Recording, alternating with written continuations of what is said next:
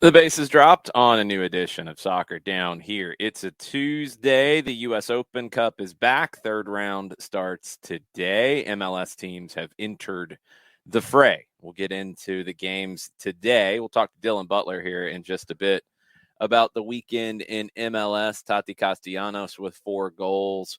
Everything else that happened around the league. Matias Almeida is now actually officially out in San Jose.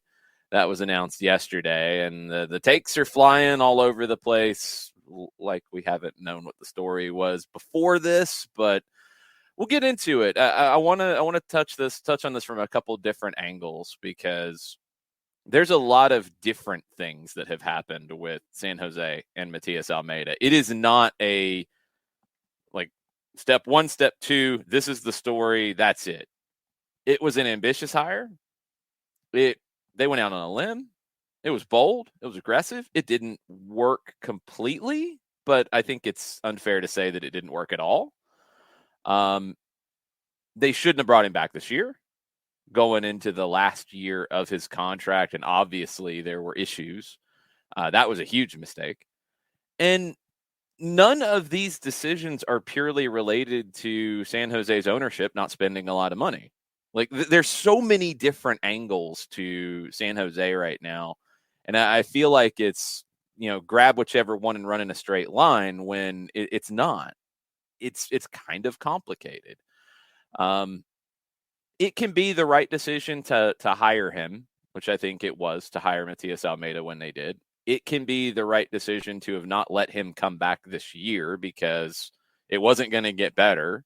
And you don't want him going into the last year of his deal when he's obviously unhappy. And it can be, those decisions can have nothing to do with the amount of money that the owner puts towards the team.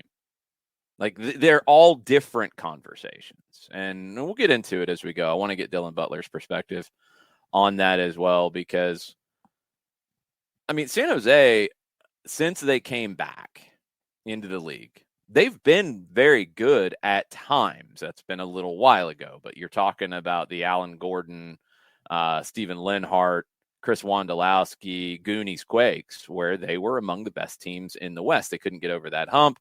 They couldn't get further along, but they were good. They've been entertaining in different ways at different points. They were the kind of Bash Brothers at that point. They became the crazy man-to-man pressing team under Almeida. But they've gotten people's attention, and they can do more than they're doing, even with the same level of resources. I think that's what I keep coming back to, is in this league, they can do it. I would love to see every ownership group in this league want to go out and spend as much money as possible all the time, and that's great. What's always funny is the people who are demanding that San Jose spend more money are a lot of the people who criticize when other teams spend a lot of money on a player, and that player isn't the greatest player in the history of the planet. Kind of funny how that works, isn't it? San Jose should do better, period. That's not a money thing. That's a quality thing. Chris Leach is in his first year on the job as the sporting director. They needed to make the change last year with Jesse Fioranelli, who it didn't work. He didn't get enough talent from Matias Almeida in one way or another. Almeida was frustrated with that. I get it. Some of the players that Almeida wanted to bring in didn't work either, but Fioranelli was not going to be the guy. It didn't pan out. Okay. You go get Chris Leach. Chris Leach, some of the things he said yesterday about tactics, he wants them to be, a little more varied, not just, well, this is the way we play and that's it. Okay, I get that coming off of Almeida, but you're going to go, possibly, depending on who you get long term, you're going to go into a time of adjustment, because there's just not many coaches who are going to be able to build upon what Matias Almeida did. That might be the route. But none of this works if you don't improve your recruitment and your scouting and your academy development. The last one, I think, is in a pretty decent place going forward. You're starting to see some young talent come through in San Jose. That's a good thing. There's talent in the area. You got Northern California. You're seeing guys, come from the Sacramento area as well. Like you're in good shape with what you can do talent wise. You've got somebody like a Cade Cowell. You've had others. They can do better. Everybody can do better. Everybody would like to produce a whole team of homegrowns. It's tough to do. Okay, that one you feel pretty good about. Scouting and recruitment, it's got to improve. And we've seen teams without big budgets be able to go out and get players that fit. Was it the system that made it difficult to recruit? You can make that argument. You could. It's not a system for everybody. Not every player that you can go find at a good budget point is going to fit the way Matias Almeida wanted to play. All right, let's see if that was the holdup. Because we talk about this on all of our shows, and we get into the game everywhere as best as we can. I mean, we were digging into the Zimbabwe First Division last night on Soccer Over There, and we have some new friends now. There's talent in a lot of different parts of the world, and not all of it is as expensive as it would be out of the Argentine First Division or coming from Europe. There are talented players who can make the adjustment to Major League Soccer that can be identified in different places. The money gives you more opportunities to get it right, but it doesn't guarantee you get it right. And I think that's my biggest frustration, I think, with some of this conversation around San Jose, is it's turned now to, they have to spend money. Spend money. That'd be nice. That'd be wonderful. That'd be great. I want to see more owners push to spend more money because I want to see the cap increase. I want to see that ability for more and better and great players to be recruited on a regular basis. I love that. I love talented soccer players. I want to see them play in this league. Not every team in the league is going to spend the same amount of money. It's true in any league in the world. That's fine. The resource level that San Jose allowed, their ownership would allow them to spend, that had nothing to do with Matias Almeida's tactics. He played the way he wanted to play. It's the way he believed in playing. Worked to a degree. Maybe that's the best it could be. I don't think there was a thing where if San Jose could go out and spend all this much more money that he's going to play in a different way. No, he's going to play the way he wants to play.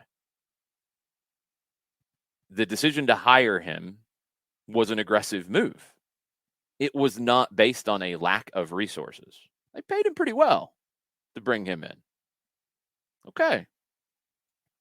You can recruit with less resources to spend.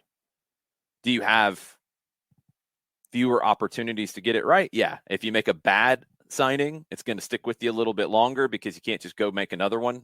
Yeah. These things are true.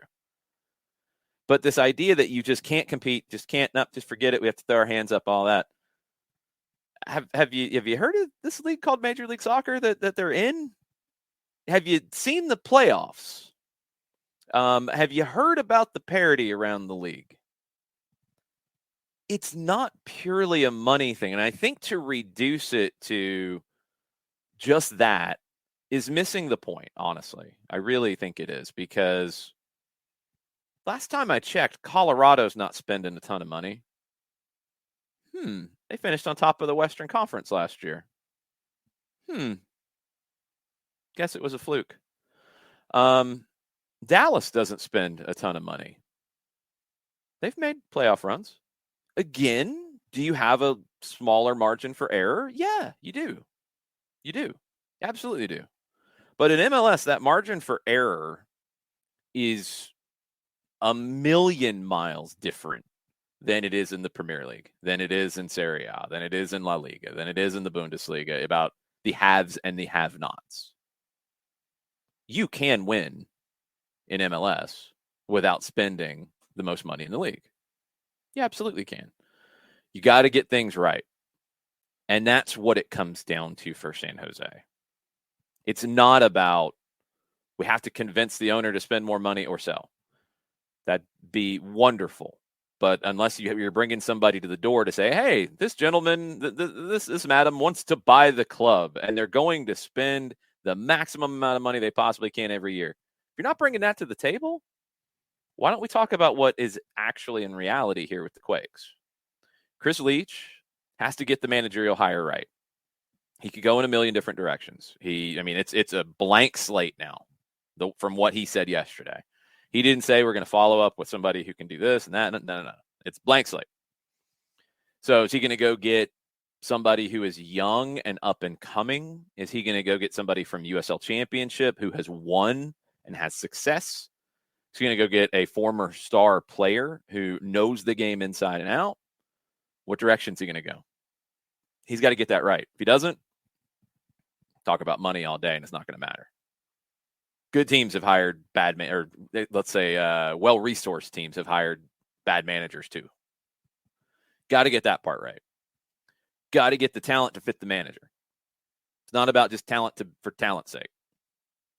Because I seem to hear that argument a lot of times about, young, talented Argentines that are being scouted by some of the biggest clubs in the world. But when they show up in Atlanta and they don't light the league on fire, they're bum and they're bust and this and that. I've seen that happen a lot of times from people. Just saying. So you got to get the signings right. And you got to get the signings right to fit the manager. So you got to get the manager right. You got the sporting person in place now in Leach. He's got to get his managerial hire. And you got to get the players to suit the manager. It's really that simple. What direction are they going to go? That's what I want to know. Chris Leach, what do you believe in the game? Do you want a possession team? Do you want a pressing team? Do you want to build with the ball? Do you want to build without the ball? What team are you going to build? I don't know. That's what I want to hear. Okay, then what players are you going to get to fit that? We've had the conversation, John, about teams that have less resources and generally aren't able to get quite as much talent. A lot of times they go down the road of the pressing, play off the ball style. San Jose's had elements of that under Almeida. It's been a different variant of it. It's been, Marcelo Bielsa's style on possibly illicit drugs. But you could go down that road and fit what you are. Instead of I want somebody to hit the lottery and buy the team and then spend all this money and it be something you're not. You are what you are right now. Chris Leach can't wait on the lottery ticket to come good. So what direction is he going to go with his club that he is in charge of now? That's the story. Because we don't get these blank slates very often in terms of a club saying, you know what? We can redefine our identity. What is it? And they better have one, or we're going to be back in the situation in a couple of years. I think that they're in examining what we've seen with Almeida and San Jose and all of the fallout. I think that there are a couple of linear misnomers here. First and foremost, the idea that Almeida didn't get his guys at any point in this. And there were some folks that he brought in. Chofis Alanis, Abecassis, I think was one of his Rios, Fierro, that he didn't get his guys in this, that there wasn't any level of investment by John Fisher. And he got enough of what he wanted. Right. That's not a valid conversation. Yeah, and I think a lot of folks are tying their arguments to Fisher's other properties, specifically the Oakland A's.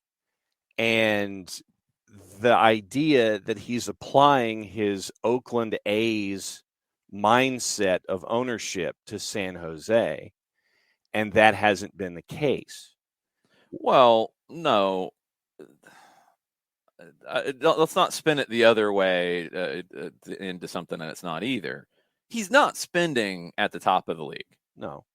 And he doesn't with the Oakland A's. So, if you want to try to compare apples to kumquats, go for it in terms of comparing what works in Major League Baseball and what works in MLS. Go for it. I don't think it's valid. I think if you are the Philadelphia Union, you got the best team in the league right now, best record in the league, even coming off of a loss. I don't think they're spending crazy amounts of money. So you can win far more in MLS by being budget conscious than you can in Major League Baseball. So that comparison holds no water to me. Like baseball, yeah, they keep adding these wild card games and new rounds of playoffs and all these other things. Sure, then you're completely cheapening 162 games, but whatever. It's going to give more teams an opportunity, I guess. But generally, baseball is like the big leagues in Europe. If you have more resources, you're going to win. They've tried to go away with the A's over the years, where they've tried to bridge that gap with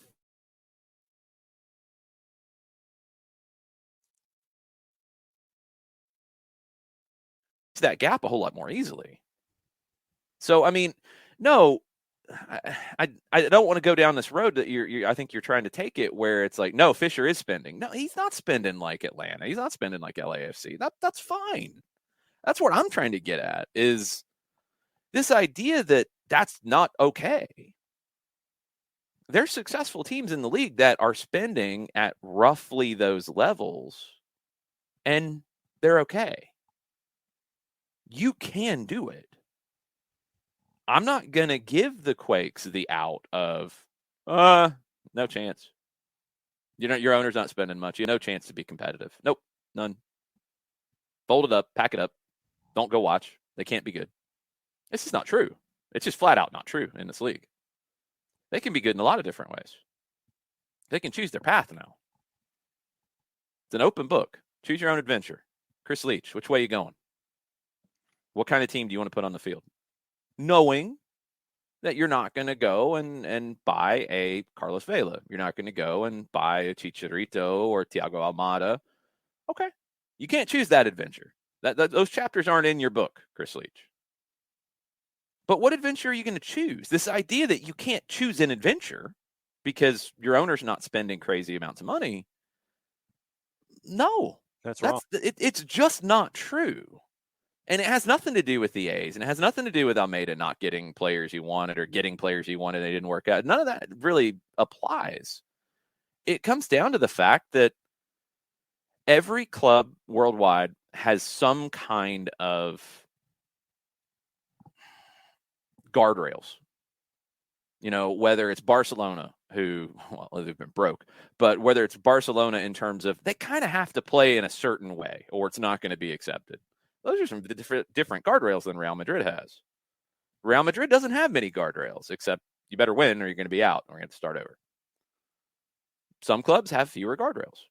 Some clubs have different kinds of guardrails. Some clubs don't have as much money and they have thicker, more constrictive guardrails. It doesn't mean in a league that has playoffs and a league that is structured like MLS that they can't win and they can't be successful and they can't be competitive. And that conversation has to stop. The question has to be now. You went down a road, San Jose, and Chris Leach didn't make that decision to bring in Matias Almeida. You went down this road. They need one to be given at least a thumbs up on the attempt, on the boldness. You're talking about bringing in a guy who won the CONCACAF Champions League. They need to be given that thumbs up, the pat on the back, whatever you want to call it. The hire itself, good hire, aggressive hire. Went in a different direction. Love it. Now, after years of Monterrey wants to get him, Club America wants to get him, the Chilean national team wants to get him, et cetera, et cetera, et cetera. And talk. And obviously, it's not all sunshine and flowers by the time you get through the end of last season. As good as the hire was, the decision to bring him back in a lame duck year is worse. Because now you've sacrificed this year when you didn't have to. Again, it has nothing to do with resources other than if the owner said, you can't let him go or create a financial package for him because we can't afford to pay that in another coach. I don't know if that's true or not. Anybody who says that, I'm assuming is speculation because I don't think there's ever been a public statement about that. And anyway, that public statement got thrown in the trash because they just fired him. And they probably had to pay something to get him to walk. So why didn't you do that in the offseason? and start fresh. That's a wasted bit of time, and that's a big mistake. So now the conversation is, are you going to be aggressive and bold and take a big swing? You tried last time. That deserves the pat on the back for the attempt. Or are you going to go in a different direction? Are you going to go with a veteran? Are you going to go with that USL championship steady hand? Is there somebody like that has grabbed your attention? I don't know. I don't know what direction they should go. They have to assess what they want. They need to sit down in a room, the ownership, the leadership, the soccer leadership, and sit down and say, who are we? What is our vision for what the San Jose Earthquakes are? How are we going to get there? And then this hire, what does it do to get us there? They have to decide that, because they were a physical, direct, beat you into the ground team in the 2010s. Then they went into this, I don't know what you want to call it with Almeida. I mean, look, it was incredibly fun to watch at times, but it was incredibly chaotic. It's about as far away from the Alan Gordon, Stephen Linhart days as you could find. It's amazing. Chris Wondolowski's a focal point of both. Okay, that's like, no, it's not even in the same library. So now what direction do you go? Who are the San Jose Earthquakes going to be? That's the story for me. That's what I want to hear Chris Leach talk about. And how are you going to be competitive? Knowing your guardrails. How are you going to be competitive in the Western Conference with the teams that you got to deal with? Philly found a way that has worked for them. Dallas has found a way that has worked for them. They invest in that academy. San Jose's invested in an academy. They did lose Paul Holliker to Houston in the academy side of things. That's a big loss. Have they bounced back from that? Are they good in that area? I don't know. I'm not close enough to it. But can they find their way to be competitive? Yes, they absolutely can. Now, that doesn't take away, and this is where this is what we do in conversations about the game, right? Because San Jose can be competitive with the guardrails they have and with the restrictions they have in terms of spending. They can be competitive. I'm sorry, they absolutely can. There's no argument for me. They cannot. Just forget it. It's impossible. That's not what MLS is. That doesn't mean that I don't want to see ownership in everywhere in the league, more places in the league, whatever. Get more aggressive, want to spend more, increase spending, all of those things. Of course I want to see that. Of course, because it creates more talent around the league. It should, over time, create a better league. These are all good things.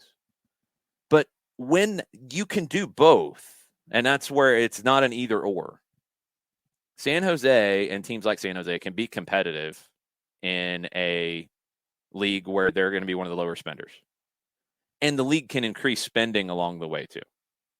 And if they're making more money, which is part of the trade-off of spending more money because they don't want to just throw money away, they're going to make more and they spend more. You would think that San Jose would be making more too, and maybe their spending goes up accordingly. Not a ton, but accordingly. You're going to have lower spending teams. You're going to have higher spending teams. You're not going to have everybody spend the same amount. It doesn't mean they can't be competitive. And it doesn't mean both can't be part of the conversation. Because here the conversation for me is about what does San Jose do, not about what owner, or does this owner spend more money, or, well, he doesn't spend money with the A's, so why is he going to spend money here? None of that. He's not Arthur Blank or Tepper or the conglomerate of LAFC owners or any of these others that do spend. He's not City Football Group. Okay. Neither is Philadelphia. Are we having that conversation about Philly? No. San Jose's got to find their way. Maybe they're graded on a different scale. I don't know. Figure that out for yourselves. But that's what is next for them. And it's an interesting job. It's an interesting spot to go take the job. It's a very intriguing one. Okay, we got Dylan will be just a little bit delayed. He is a very, very busy guy. I think he's preparing for an upcoming broadcast, and he's a coach call got pushed back just a little bit. So he'll join us here shortly. What's in the Twitch pitch about this while we got a minute? A couple of things in the Twitch pitch. Let me go back to Burned and Jason Nix specifically. I knew Burned would chime in on this without looking. I knew Burned would chime in. Yeah, Burned That's was good. Yeah, and I'm trying to go back and find it. Isn't the discussion really about Fisher, the San Jose owner, seemingly applying the Oakland A's model also to MLS? Not the money ball part, but the free rider part, living off the luxury tax payouts from rich teams. Well, I mean, you're not getting that necessarily in MLS, so no. He's not making a lot of money in MLS. So the spot he would make money by having an MLS team is when he sells it.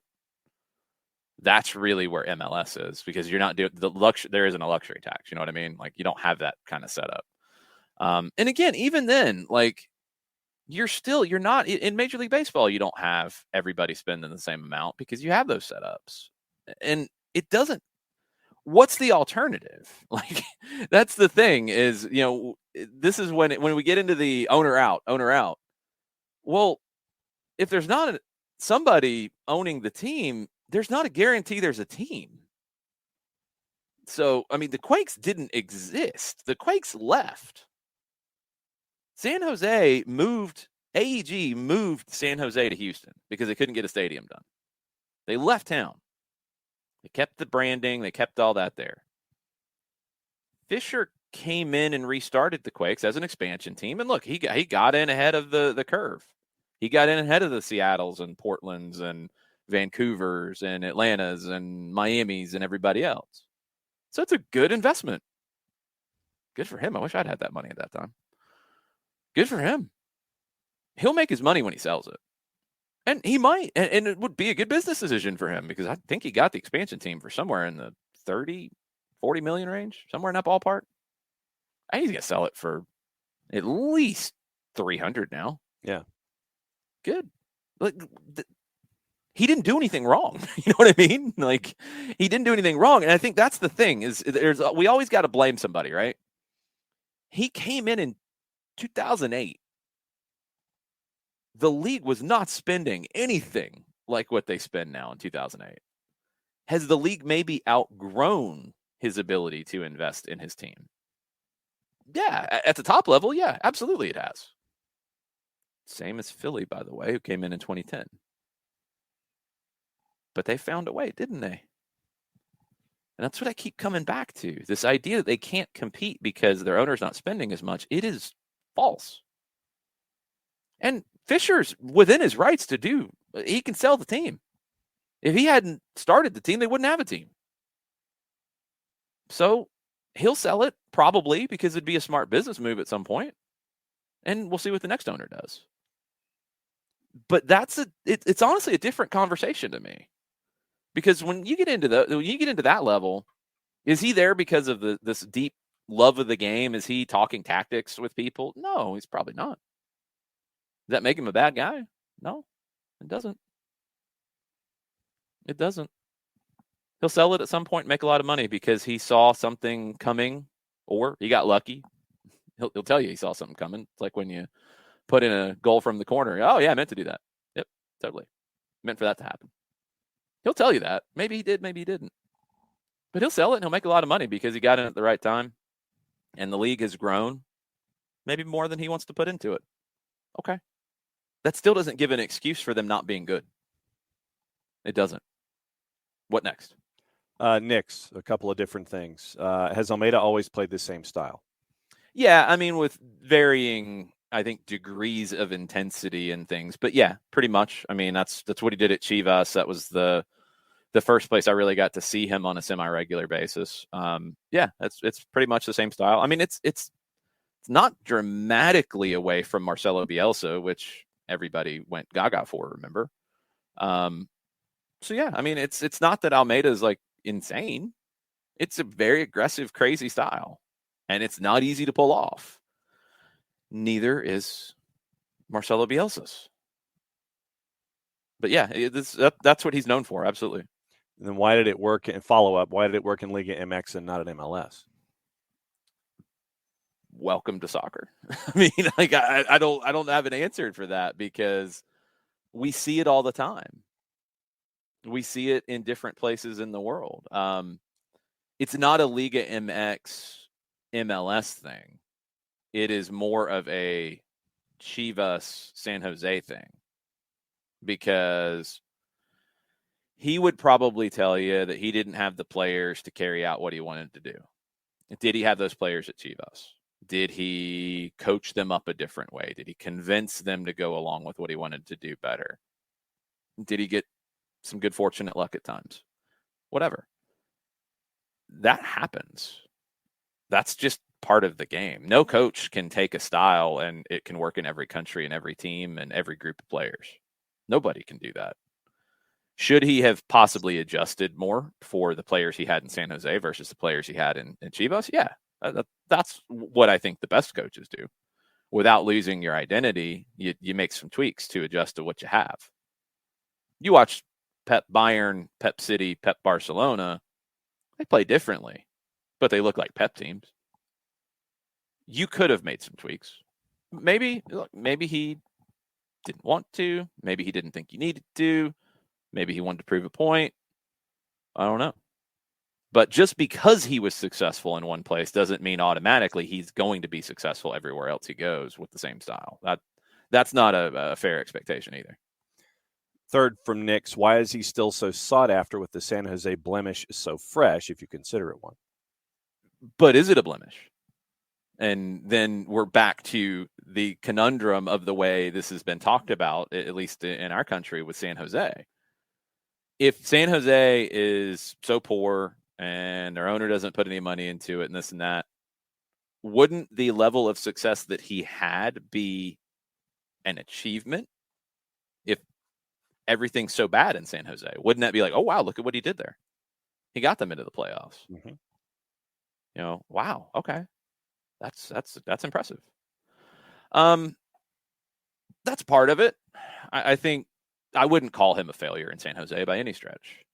Did it work as well as everyone hoped? No, it didn't. But was it a failure? No, it's probably a push. Honestly, to be fair, I'd probably put it. There were some good times. There were, it ended badly, but in general, it was better than the previous administration. And that's a step in the right direction, but it didn't get as far as they wanted it to. Okay. Shake hands and move on. That's cool. Why is he in demand in places? Because, one, he's a great former player. That's always going to help him. Two, he's got some pretty big clubs and leagues on his resume. And three, not every league in this hemisphere looks at success in MLS as a great thing or a bad thing either, which is probably a realistic way to look at it. Just like I said, that because he won in Liga MX, that doesn't mean that he can win automatically in MLS. Clubs should look at that too. What I'm asking, if I'm bringing him in, and I think the Chile job's actually really fascinating for him, potentially, because he would be following in the footsteps of Marcelo Bielsa at Chile with some other people who've been in between, but that style would be very much appreciated by the Chilean Federation and by Chilean national team fans. Doesn't mean he's automatically successful, but I think it would work well for him. The questions I'm asking is, okay, did you get what you wanted in terms of your roster? And he's going to say no. I mean, we know how this dance goes. Yeah. Like, I'm still going to ask the questions because I want to hear it from him. And I've probably by that point already made up my mind to a degree that, yeah, I like him. I know what happened to a degree. I want to hear how he spends it. So did you get what you needed? What didn't work? Why are you going to be successful here? Et cetera, et cetera. Just because, and we do this in this game, and we do it in others, but we do it in this game especially. And this is, where I live. So this is where I'm going to compare it. And I'm sure you can find correlations in college football or basketball or baseball or whatever. we do this thing where if a manager is successful or not successful in a league or with a team, that they are branded as such going forward everywhere they go. Frank DeBoer was a failure. It was a disaster in 2019 with 2 trophies in Atlanta. He's a bad coach and he can't work anywhere. That's not true, and that's stupid to say. Almeida was about a push here in San Jose. He won at Chivas. He's done other things in his career that got him those jobs. Yeah, he'll be in demand. In Liga MX specifically, because that's the league that had the greatest demand for him, Brazil would have demand for anybody that somebody who's known. They'll go nuts over anybody.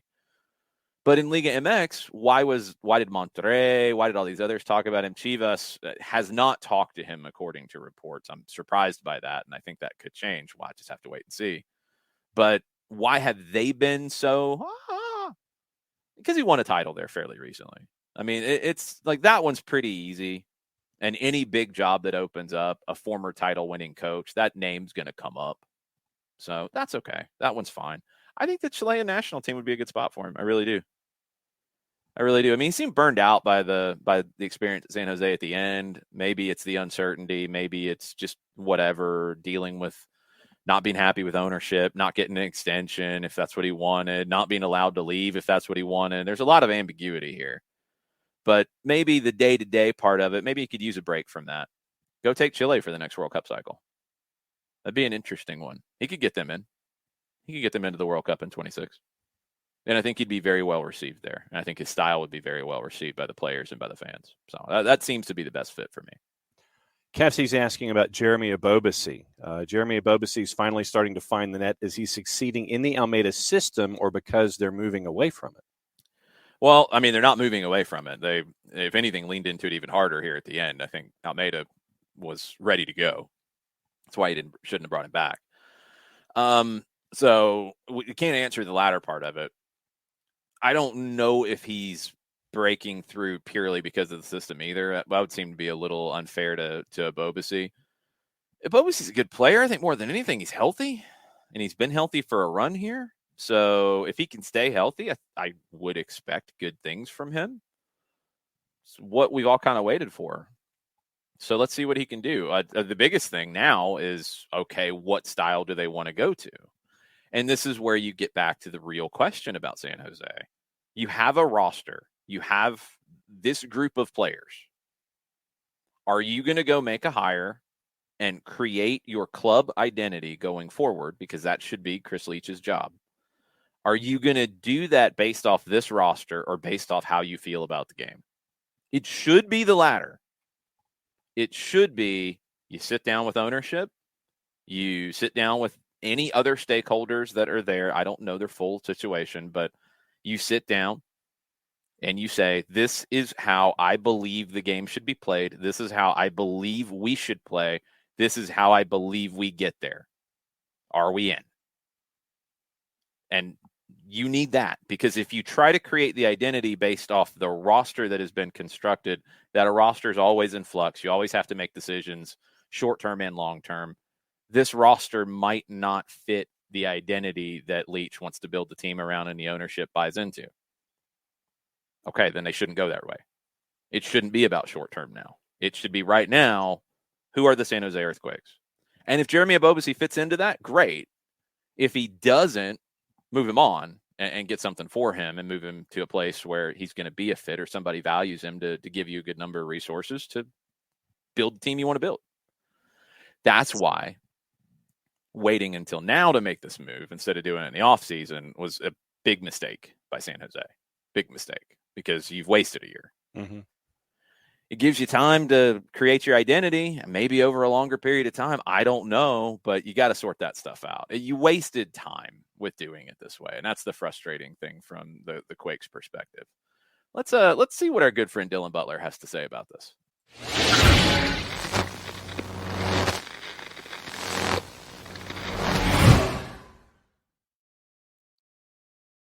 San Jose Earthquakes.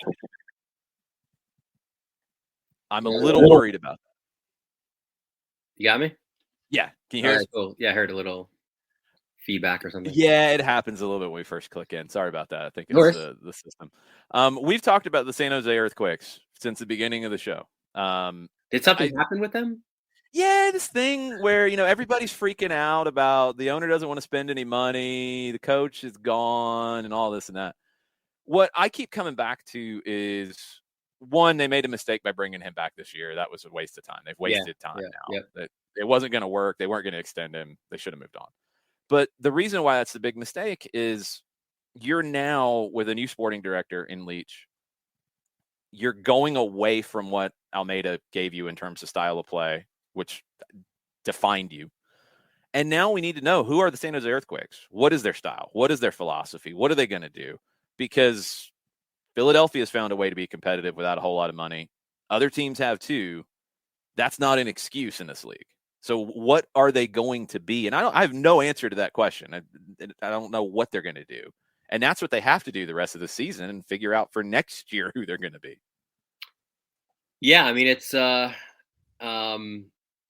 you're right on all the points. I don't, if either you re-up him in the offseason or you let him go in the offseason. Yeah, 100%. This, pulling him along and the whole thing just being drawn out certainly didn't help anybody. It was a mess. It's been a mess from the start of the year. I don't know why it's taken this long to maybe realize it, but yeah, so clearly that had to happen. And also, I mean, that would have been such an ideal time too, because you do have Leach, in and he's got all that extra time now to figure out who his guy could be, right? So you work out who you are as a team in the preseason as well. So all of that's what, 4 months of lost time. Yep. So they're going to be that further behind when they're already behind as a club, right? Yeah. So not good looks. I think too, from a roster perspective, they're not that bad, right? No, like, I don't think so either. They've got good pieces. Abobase obviously up front. I like him as a 9, right? Where he played on the wing for Portland. Cade Cowell, everyone's talked about him, of course, right? Like Espinoza, like there's some dudes on this team. Mm-hmm. But you're right. Now let's figure it out. Ralston, I loved as a player. Whether or not that's just a stopgap or if he becomes the guy, we don't know. Obviously, they've talked about MLS experience being of the utmost importance. But going back, I mean, like when they hired Almeida, I was like, what a great hire. Like everybody was, and they should have been. We're thinking like, this is exactly what you need. Obviously, the end result wasn't there. But I think that's also a little bit of Almeida. I think when you look at his coaching tenure, he's almost like Jose, right? Like he has a short shelf life, I think, in places, right? Like he's not made for the long term, I think, sometimes in these projects that he's in. He was in Chivas a little bit longer than San Jose. 139 games there, 103 at San Jose. Before that, it was Bonfield for 98, River for 60. I mean, it's generally 3 years, 4 maybe. I don't even know if I would say that like his time in San Jose was a failure. I think it's a little bit more of a push. Like they didn't quite get to where I think they would have loved to have been, but I'm with you. It was the right hire. It was an aggressive hire. It was an exciting hire. It worked to a point, and it didn't get over that point. And okay, time to move on. Yeah. So unfortunately for them, in this situation they're in now, you hit the reset button as you enter May, right? Which is not a good time to do that. So no, not at all. Looking at his time there, so he got them. Which year did they get to the playoffs? 20, and they had that game with Kansas City. That was insanity. Yeah. And they got to a quarterfinal of MLS's back tournament, but 8th in the West a couple of times. Okay. I mean, he got them close. They didn't quite get over that, but what do you do next? And that's really the biggest thing when you make these kinds of hires is if you're going to bet on an Almeida, and it's different people making the decision now, but if you're going to go down that road, just like we talked about with Bielsa at Leeds, you followed him up with Jesse Marsh, who is different, but not from another planet in terms of style and philosophy. It's just a different way of doing it. Okay. Are they going to do that here? I don't get the sense they are. I feel like it's a complete and utter reset in terms of their philosophy.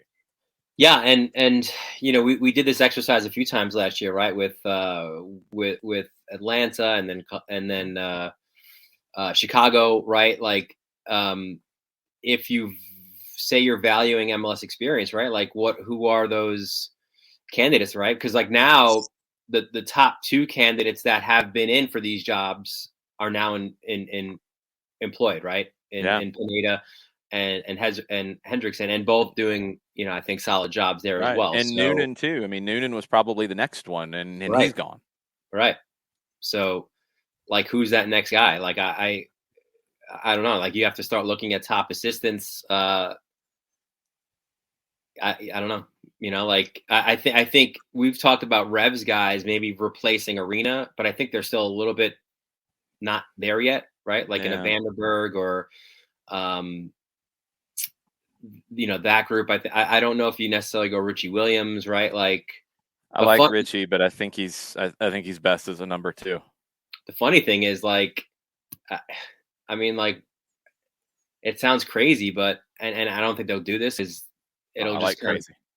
It'll kind of be going back like Dom Kinnear, man. Like, what? Like, he was Mr. San Jose, Mr. Reclamation Project. Like, it did come to mind. I'm not gonna lie, but I know. I think with Kinnear, you know, he's an assistant now in San Jose or in Cincinnati, and I think that's where he should be at this stage. I think in terms of running a team, I don't know if his tactics really work at this point. The last couple stops, they didn't. But Brandon Vasquez. Give Tab another chance. What's that? Give Tab Ramos another chance. I don't hate that one at all. I don't hate that one at all. I don't know who else would be that guy. I mean, you mentioned guys who are known in the Bay Area. A name that's come up, I don't know if it's been serious, is Eric Winalda. That would. You see Dylan processing. That would be interesting. He's got it. I know him from his time in Atlanta. He's a great man manager. He's a great motivator. He would get the most out of the players that he has in terms of what they give you on the field. He's got to have the right assistant with him to kind of make the ideas work. I think he's an ideas guy.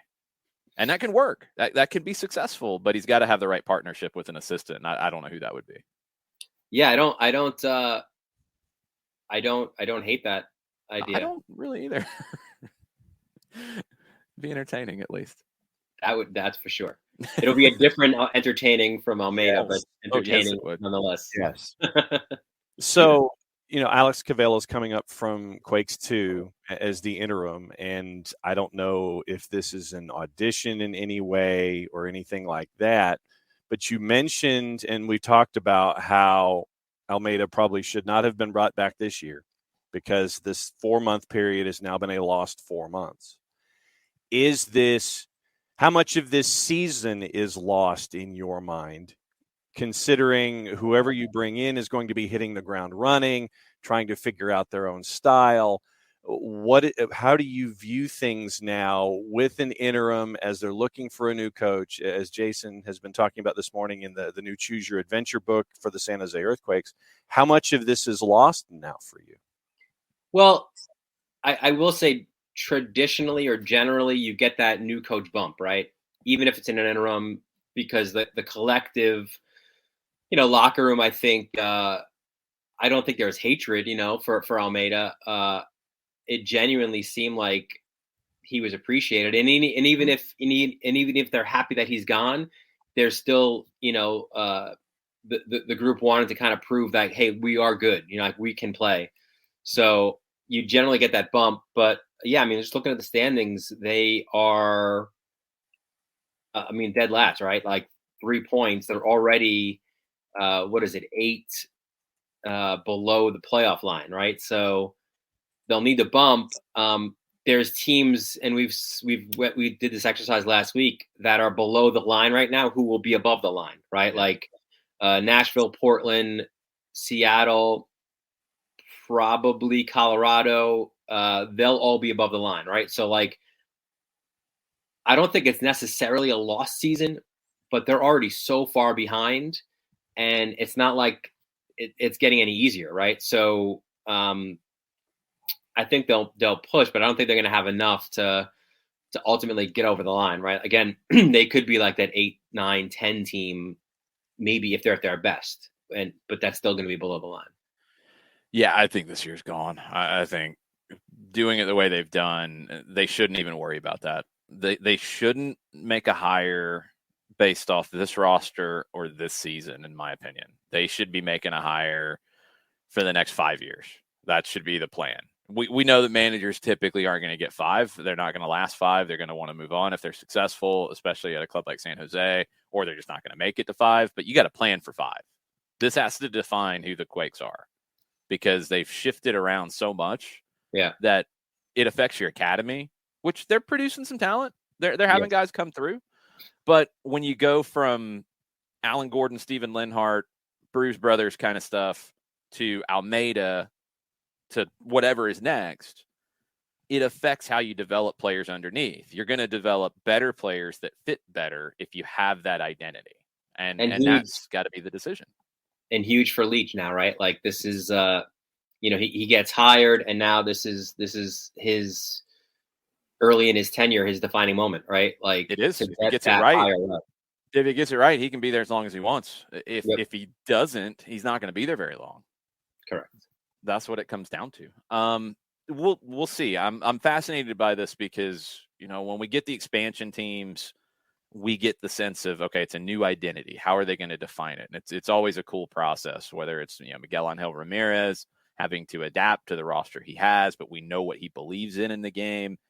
I think we can see pretty clearly what direction St. Louis is going to go coming in with everything they're doing. They are going to be along the Red Bulls pressing German kind of a style. Okay. It's not often that we see existing clubs redefine who they are. And I think the best clubs in this league have an identity. San Jose has to decide what theirs is. Yeah, you know what? To that point, right? Even when you go to different managers, the club still has that same identity, right? Like the good ones do. Yeah, like NYCFC has adjusted a little bit. Maybe they've added a little bit of press, but it's still the same idea, right? Like, you know that it's NYCFC when they're on the field. All the people they've had, and they've had varying scales of it. I mean, even it hasn't gone well for Jason Kreis since, but he was a ball-playing manager coming in. We saw what his RSL teams did. He was brought in to do that. Patrick Vieira did that in his way. Dome Tarrant did that in his way. Yep. Ronnie Dyla is doing it in his way, but it looks like NYC. Yes. Yeah. And the teams that have had to hit the reset button a few times and change a little bit, like a San Jose, like a Chicago, right? Even though they're having success now, like that's why that you've not seen these teams in the postseason on the regular, right? Yeah. It's identity is so important, I think, across the scale. And I think it's even more important for the teams that don't have the higher level of resources, because it affects how they develop the talent from within, which is where they can bridge gaps. And it affects who they recruit in terms of the roster. And that's where they can bridge gaps if they get that stuff right. Let's get into the weekend in MLS. Let's start in New York City, since we're mentioning NYC. Wow. Tati Castellanos is now fully awake in Major League Soccer, and he's won off the Golden Boot lead after a 4-goal performance. Yeah, I mean, it was funny because you're in these press conferences and the questions being asked, like, what's wrong with Tati? How come he can't score? And he was scoring in the Champions League. Mm-hmm. He was getting chances, and you can kind of see the player sort of and he said it too. He's been honest. Like, I was putting my emphasis, my focus on the Champions League, right? This was important for our club. So he wasn't at his best in MLS matches, and that to me at least was fine, right? Like, if you're gonna put your eggs in one basket, go ahead, put them in the Champions League basket, go for it. It didn't work out for them, but you could see, and I think this is, the sign of a championship team, right? How quickly they're able to turn that page. There wasn't the Champions League hangover that we saw. Now, Salt Lake were bad on the day. Yeah. There's no doubt about that, right? And if you want to be really cynical about it, Totti gets 2 PKs and a gift of a fourth goal. But yeah, man, he's back. And the thing about him too is, I feel like he's got a little bit of Joseph in him, that he's super streaky with his goal scoring, right? So like when he gets off, he gets off.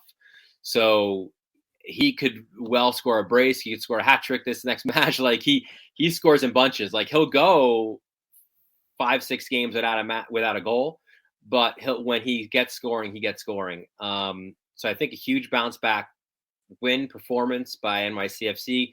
Great to see Totti get off the snide, and you heard too from him and from Ronny Deila after about and we spoke about it last week, just like all the travel.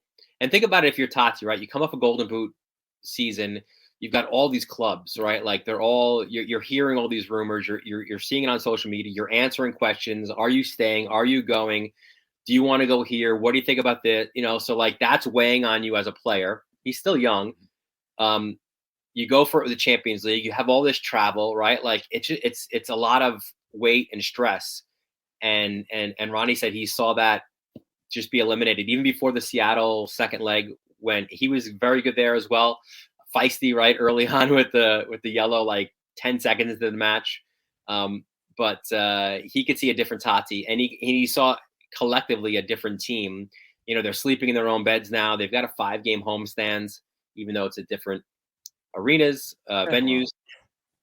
But still, it's there's a lot to be said for that, right? Like when you take the travel element out of it, and you could just go through your regular routine. These guys, as we know, right, like are creatures of habit. They love to be in their routine, and they love to do it from home. So this would be super interesting to kind of see going forward. I love one of I think the better games of this week coming up, I think, is them against Toronto, right? Because like Toronto, massive win against Philly, kind of look like their old self. Like, I mean, it's a different manager, obviously, right? But they kind of look vintage TFC on the night, right? Like where they battled, the crowd was into it, like a great goal by Pozuelo. Like this was the Toronto that kind of you feared a couple years ago. Are they all the way back? I think it's a great test in Queens on Sunday. Let me go to the other game on Sunday past, since we're on Sunday right now. LAFC puts 3 on Sporting Kansas City. I think a lot of folks, when they were looking at their timelines, if they weren't watching the match, you sit there, go, Johnny Russell scored, and you're like, ooh. But then LAFC turns into LAFC. Ismail Tashuri-Shradi with an absolute worldie. He only scores bangers, by the way. I don't know if you noticed. Look through all of his goals. They're all bangers. Straight up YouTube videos with Ismail Tashuri-Shradi. 100%. But you look at LAFC, they continue to roll in the West, and Sporting continues to struggle. Yeah, and I don't think it's too early to say this LAFC team should be, could be, likely will be a Shield contender, right? Like I think we're seeing that from them. I think they did an incredible job in the offseason too of just realizing where they were deficient, where they needed help, and they fix those areas, right? Like they're better in the back, they're better in the goal, and the goal has been a major problem for years, really, right? For LAFC, they're better there now with Crepeau, and they're still that attacking juggernaut that they've been, right? So once you kind of clean things up a little bit defensively, now you go forward. I think they're a team that will only get better, and I think again they're back to their scary sort of self, right? Like when you play LAFC, again, speak to what we said before about identity. They've maintained that identity from manager to manager now, and they've gotten better now also with that defensive solidity. Yeah, that's the biggest thing. Steve Cherundolo, so far so good. Yeah. We'll see where this goes for them, but they're just, you can count on them to close games out now, where Yep. I don't think you necessarily could in the past. They're better on the back line. They've got a goalkeeper who's among the best in the league, which they've never had. So Yeah.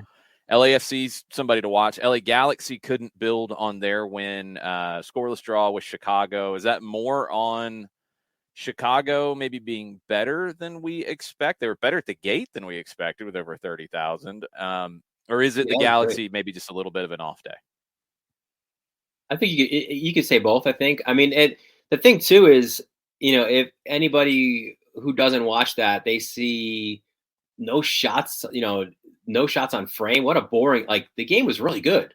Yeah. Like, it had that attacking. It had Chicha getting into it with guys. Like, it was hard fought. A great atmosphere at Soldier Field. I feel like that's kind of almost like the hit, like the seat.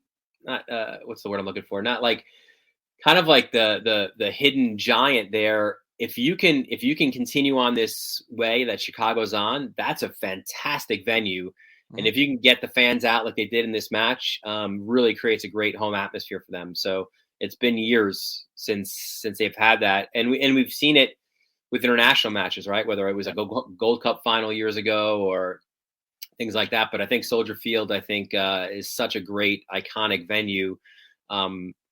And unlike, like a Yankee Stadium, like, it looks great as well on TV, right? So, I think it's more of the same for Chicago. A little bit of an off night for LA, but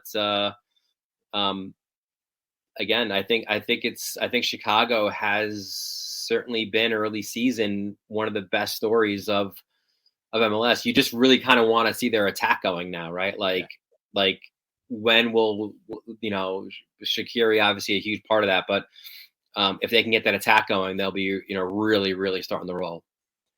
So then I would think another one of the good stories out of the blocks is Austin, considering how DC melted down, and Ola Kamara kind of forgot, you take your shirt off, that's a yellow, and then you commit a stupid foul, and that's a second yellow when you're gone, and then DC melts down. Austin comes back with a road win, and they are where they are in the West. I mean, that's something to keep an eye on with Verde Listos early on. Yeah, I mean, again, if you're cynical, DC aren't good, right? But to get 3 points on the road anywhere in the league is very good, but to do it in the way that they did, to have to come from behind, I think super impressive. I think it's one to build on for Austin, and positive there. And again, DC is a team that similar, and again, right, I think when you look at teams that their identities have changed throughout the years, you see the struggle, right? Like we mentioned those teams, Houston being another, and DC being another, right? Like, where now, like, they're not very good. I don't know if necessarily Taxi is going to be the answer either. I think Bill Hamid didn't look very good in this match either. So a lot of questions right now for DC, but yeah, man, full credit to Austin. They got the job done, and the more points they can accumulate early on in this year, I think they'll make things very, very interesting in the West. There's no doubt about it, because someone's going to have to be below that line, right? If Austin's above it, and that will be a team that we're used to seeing in the postseason. So a question came up this weekend about, now that Almeida is out with San Jose, and we didn't really have him on a hot seat. He was in a whole different category because we knew it was going to end. Just when was really the question. He was out like there was a couch outside of the house and he was in it. Like, the seat wasn't even hot. He was just completely out of the house. Yeah, it's just like, when are you going to kick him off the property? He's not in the house anymore. We already know this. Is it an overreaction to say that somebody who could be next on that couch is Hernan Losada? because DC has not improved from last year. It's gotten worse. Yeah, that's a tough one. I wouldn't have him as the next guy. But you're right. Like I feel like if you're management for DC, that's so difficult because then one, you're admitting that you were wrong, right? Yeah. Which we saw in Atlanta as well, right? But then again, you're hitting the reset button again, right? So that's at the same time, I don't know. I don't know how long do you ride this wave? Is it this entire year, and then you realize it's not worked? That's a tough question. I'm not sure. The funny thing is, with Almeida out now, and it's crazy to think, but is Vermees's seat hot? Like, and because he's like the godfather out there. Like, I don't know, how do you get rid of the guy who's running the entire operation, unless he just does it himself? I don't know. Like, which wouldn't shock me if he said, you know what, I've done everything I can. It's gotten away from me. I could see him walking. I don't think they fire him, but they got to get some things right on that roster, and that's him too. You know, like that's the hard thing about his job is he's got a couple of jobs. Yeah, it's what he signed up for. I mean, it's the power that he's accumulated over his time. But the conversation on the match, a lot of it was they have to get the 9. I feel like they have to get the 6. And I mean, you were on this. Yeah, you were on this at the beginning with Ilie. It's like you watch Ilie in this game against you, and you see what you're missing. And they didn't replace him. You had to know Russell wasn't Ilie, even though you'd had him before. Maybe they thought he was a stopgap. I don't know, but they can't play the way they want to play. You can play the way Vermees wants to play in kind of a Barcelona light kind of idea. That's what he's done for a while. It's what he's really went towards when he go back to 17 when he traded Dwyer. It was because he wanted a 9 who could play with the ball at their feet and be more of that combination guy.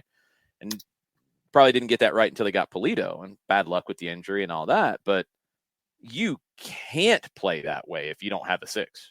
It's impossible. And they don't have a 6 to play the way he wants to play. Until they solve that, they're not a good team. Yeah, no, and I think you made a great point a few weeks ago. I can't wait for like that the list of salaries to come out and kind of see what Ilie is at right now, right? Because to me, he was one of your most valuable players, and unless there's a massive gap in salary and what he's getting now at LAFC to what he got at SKC, it's inexcusable to let him walk. Yeah.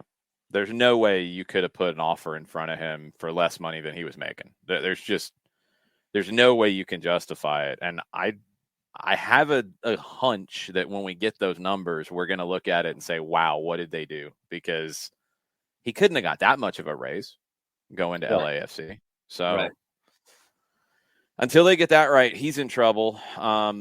Vancouver, look, they had the great finish to last year. It's been bad this year. But DC is the one that I keep coming back to. 7 goals in 6 games. They've only conceded 8. That's not bad. Bill Hamid's looked bad at times. The 2 wins they had, I didn't think they looked great in. Yep. The first 2 wins of the year, they've lost 4 in a row. I keep looking at them, and look, a lot of people were looking at Miami before, and now they've got back-to-back wins, and they went to Seattle and got a win. Maybe CCL hangover, all that. It's a valid conversation, but Phil Neville, without Gonzalo Higuain right now, is getting results over New England and Seattle in back-to-back weeks. And he was a guy too. I wondered, how warm was his seat getting right in South Beach, right? Like, yep. Again, I don't think there's a lot of patience in Miami, right? It's a sort of win now mentality there, which even with the rebuild that Chris Henderson's having to do with all the turnover and everything. I don't. There should be, but I don't know if there is. Like there should be the patience. I mean, but I'm not. There might be. I think if it wasn't somebody who had the relationship with Beckham like Phil Neville has, I would absolutely agree with you. Feel like maybe they decided after they moved on from Alonso, and to whatever extent Beckham has more influence or is using his influence more now than he did in 2020. I feel like they did have that patience and know, like, it's going to take a minute. We got to get through this, and Phil's the person we want to do it. You can argue if that's a good decision or a bad one. I know a lot of people have had their knives out for Phil Neville since the hire was announced, but these 2 wins with what he's had to work with, I'm impressed at this point. Oh, and yeah. We'll see if he No can continue to do it. But just looking before that, they looked dead in the water, Yeah, they did.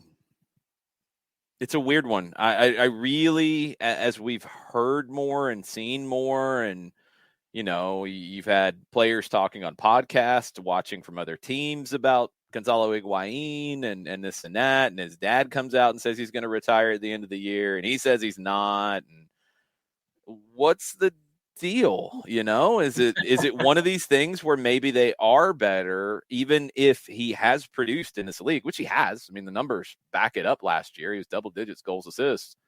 But are you better without his presence and without his vibe? I think you are, because your identity is of a young, athletic, push to pace kind of a team, and he's not that guy. No, he's not. Right. Like, so I think he's great probably on the training ground and to help mentor these young guys, and they see him as a guy who's played at the highest level.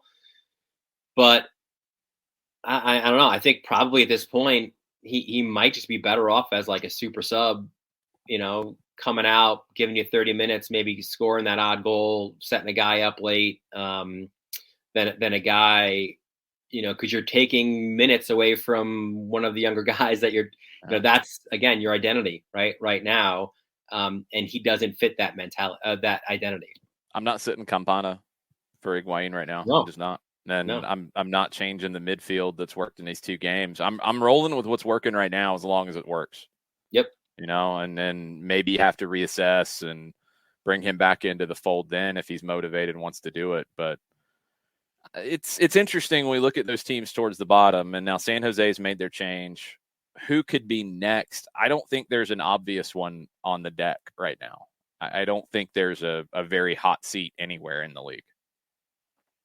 No, just a super complicated one, I think, in SKC, right? Yeah, and that's a good one, because I think that almost has the Almeida feel in that, there's pressure, but it's a different situation, because I think Vermes will get to make that call himself if he wants to, and he might.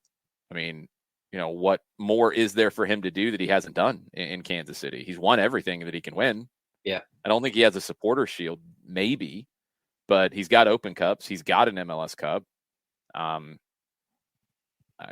If it's not working, he might decide for a new challenge. Yeah, I don't know. I mean, but he's also a guy that we've seen be very stubborn in his ways. That's also true. That's I think it's again part of the problem. I think when you give a guy that much power, what do you do with it, right? Like how do you change from it? So I think that'll be interesting. And you brought up the Open Cup again tonight. Let's go, another competition. What is your cup set of round 3? Which one are you hanging your hat on? All right, hang on. Let me see. I got let me pull out our matches here. Even though we've just given them all this credit, right? Like, I can almost see Miami FC and the Miami Derby, right? Kind of pulling out. I picked that one. What about Orlando and Tampa Bay? I think Orlando wins that one. I do too. Where else was I going with this? I know nothing about Flower City, but I know DC aren't very good. Flower City Union. That would be really embarrassing. Maybe DC doesn't beat Flower City Union of Nisa. Houston could have issues, right? I could see Columbus having issues. Columbus, yeah. Because Detroit's a weird place to go in and play. It's a small pitch. It's going to be intense. The smoke and the smell, as the Michigan Stars complained about. I I'm could see intrigued that. by San Diego, LA. All right. I am too. Yeah. There's a lot of fun matchups. Like I think that's Hartford Red Bulls on tomorrow. I think is interesting. Yeah, I mean there could be a few cup sets, no doubt. I went with we do picks of the week on soccer over there, our Monday night show that gets out of hand. We ended up picking. We went to the Zimbabwe League for one of our games this week. It gets crazy. But our prop bet for the week was how many cup sets. So you have 22 games where you have a higher division team and a lower division team. A couple of them are USL Championship and lower division. I only went with 3. I think I was about to say 4. No, not even like counting them. I was going to say, yeah. You and me are on the lower end of the scale than the rest, and I think we always love the cup set. We get excited about the cup set. Yeah, but there's a difference between these levels, and I think especially the MLS to the lower divisions, there's a pretty big gap there that teams have to overcome to pull off that cup set. Yeah, I think especially too because we've seen rosters get better, get deeper with the different initiatives that are in MLS now, right? So you're not just throwing guys, and with MLS Next Pro, your younger guys are getting those minutes now, right? So it's not like in NYCFC for so many of these years, they were throwing out guys who didn't have match experience, really not a lot of it, against teams like the Cosmos, right, who were highly motivated, veteran, led by Gio, right? So you could see those cup sets happening. But I think now, even though it's early days with the new league, a lot of these guys have played matches now, right? And they've got experience. So I think that might minimize the cup set, even though we all love them. That's where my gut is. We'll see. We'll have plenty of cup sets and Open Cup and MLS to talk about from next weekend. Dylan, thanks for the time today. Appreciate it. And CCL, man. That's CCL true. finals coming up. All the stuff. It's crazy right now. Crazy right. Do we have early numbers on the CCL, John? Do we have early juice box numbers on this? Are Seattle the favorite? That's what Schmetzer keeps saying. Yeah, I'm wondering if they get that favorite tag. It feels like a toss-up. Let's see. It is not in our normal for entertainment purposes only routine. Of course. So I'd have to go digging into other locations. I'll probably wait till after this weekend's games and then start to dump those out. So we will see. We'll have plenty to talk about next week. Dylan, thanks for the time, man. Appreciate it. All right, boys. Thanks. Be good. Make sure you are following him on your social medias, Dylan_Butler. One of the best out there on covering MLS. So I always appreciate his time. Let's get into a few other things, John, after you tell us about our good friends over at Eliminize. I can certainly do that. QR code over my left shoulder for those of you watching on Twitch. For odor-free, clean, fresh air. One place you need to go, and it is Eliminize service. Deodorizing enclosed spaces like houses, apartments, and condos. They've created a customized solution that eliminizes all organic odors, including those like pet cigarettes and food. Realtors and property managers use Eliminize service to eliminate bad odors to help them sell or rent their homes that much faster. It's a turnkey process that makes it easy to work with realtors and property managers. Kind to the environment, we like that. It's a green way to get rid of odors without any kind of toxic residue whatsoever. Eliminize service different than our favorite masking agents that we have under the sink because the masking agent, all it does is cover up the odor. It doesn't attack the problem. Eliminize does that with their proven scientific formula all the way down to the molecule. Pricing very, very easy. One of two ways, either by cubic feet or parts per million to come up with a price that's affordable for you. Results in 24 hours or less. If you have any questions, frequently asked or otherwise, go to the website, eliminize.com, but do us a favor. After the .com, go /Atlanta, so Eliminize themselves know what part of the world that you are reaching out from. So, the full task, ELIMINIZE.com/Atlanta, eliminize.com/Atlanta, Eliminize service for odor-free, clean, fresh air, proud sponsors of everything SDH. Nicely done. I thought it was in like a John Parr music video for a second. What's wrong with that? It's nothing, absolutely nothing. I just felt like I was listening to St. Elmo's Fire with cutting that particular read today. I told you I claimed the mosh pit music for picks of the week on Soccer Over There, so that's what you get. Hey, no worries. That's your new one. Absolutely nothing wrong with that. We'll see where that goes. We'll get into questions from the Twitch pitch here in just a minute, but other news on the board this morning. U.S. women's national team, 2 friendlies in the June 20th to 28th international window. These are the final games before World Cup / Olympic qualifying in July in Monterrey. Looks like the U.S. women's national team is going to see Colombia in those 2 games. It's definitely an upgrade from their previous opponent. Colombia is ranked number 26, second in CONMEBOL behind Brazil. They will be hosting the Copa America Femenina this summer. The U.S. will be favored, but it's more of a test, and it's more of a similar kind of style / opponent that you will see in the CONCACAF qualifying. So much better. Much, much better. Thank you, U.S. Soccer, for getting something at least somewhat respectable. Speaking of Colombia, finally, I'm shocked it took this long. Reynaldo Rueda, who did not get Colombia to the World Cup and is possibly the bane of Nico Moreno's existence. Reynaldo Rueda is out as the manager of Colombia. I thought it would have been done after he didn't get them qualified, but I guess it took a while to type up the paperwork. And the crazy rumors going on are that Gustavo Alfaro, who got Ecuador to the World Cup, will go to Colombia after the World Cup and take over that job. That feels really strange to me.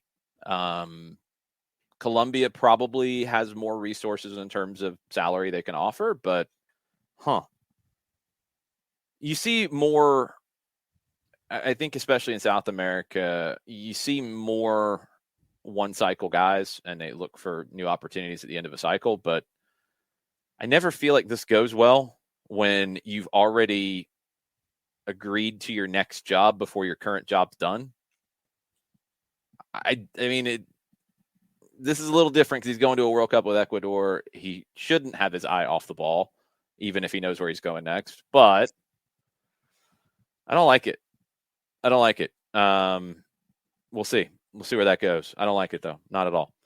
Rumors and innuendo. Reece James reportedly being monitored by Real Madrid. Carlo Ancelotti scouts watching him 9 times this season. That's crazy. 9 times. Not 10, 9. You know, they could pull up every game and have it on their laptops in front of them. So probably watched more than 9 games. And being in the stands is nice, but I'm sure they've watched him more than 9 times anyway. PSG hoping to sell Mauro Icardi. And his compatriot Leandro Paredes in the summer. They're trying to get rid of all the Argentines at PSG. Oof. Except for Lionel Messi. They want to get rid of the rest. I don't know if they're targeting Argentina or if it's just these guys they want to move on from. I think it's a little bit more of the latter. Di Maria is one. He's barely played this year. But Icardi, yeah, good luck trying to sell him. Have fun. See where that could go. Luis Suarez could be headed to Aston Villa. Reunion with Stevie G. His Atleti contract is up in the summer. That is according to the Birmingham Mail.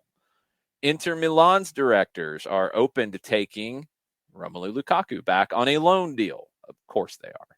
No shock about that, especially if it's a loan deal. Arsenal lead the pack of Premier League suitors, tracking Marco Asensio of Real Madrid. Milan appeared to be in the driver's seat.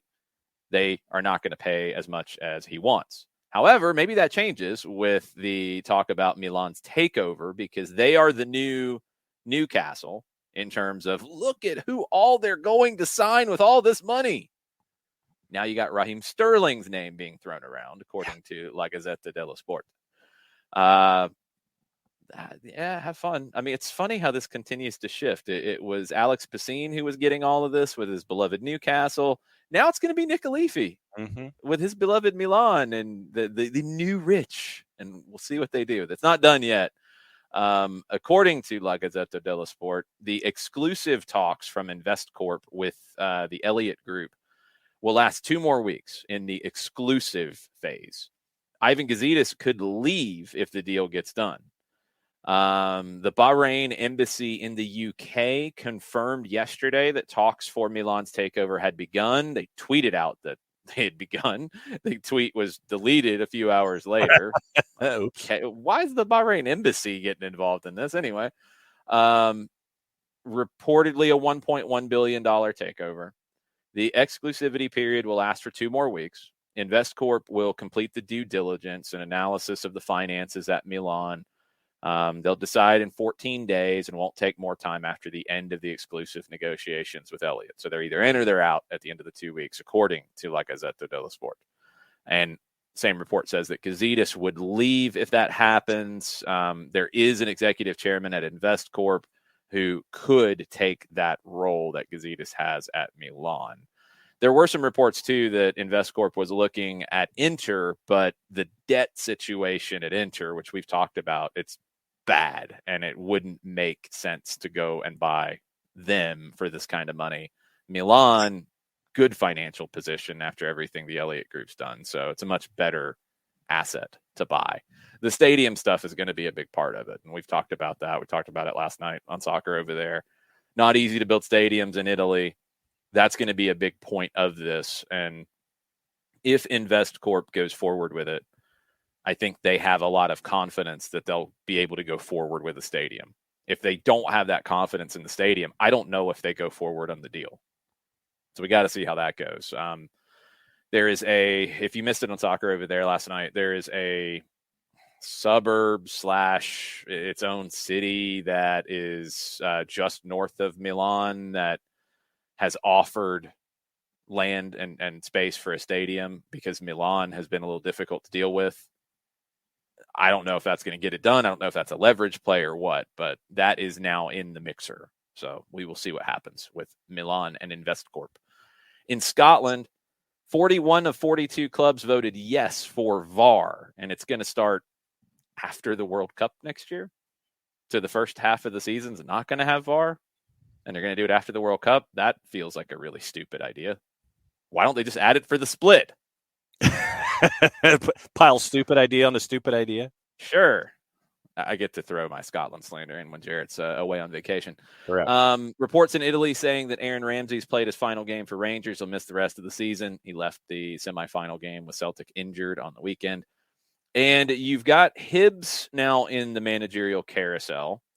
And there's a couple names on the early odds sheet, according to the Herald, that are interesting for Hibs' next manager. There's some who are, typical SPFL kind of guys. So the ones that grab your attention, if you're not a hardcore SPFL guy, Scott Brown, former Scotland, former Celtic, last with Stephen Glass's staff at Aberdeen. Scott Brown's 6-1. He played at Hibs, so okay. Ronnie Dyla is 8-1. Yeah, I don't see that happening. Knutson, the manager at Bodo Glimt, 10-1. I don't see him leaving Bodo Glimt to go to Hibs. Mm-mm. Bob Bradley's 14-1. He just got to Toronto. Yeah. Who made these odds, and how much Iron Brew were they consuming? A lot. They're hopped up on Iron Brew. Mm-hmm. It's not an alcoholic beverage. They're just really giddy and excited. They're just blurting out names. It's absurd. Like Dyla and Bradley.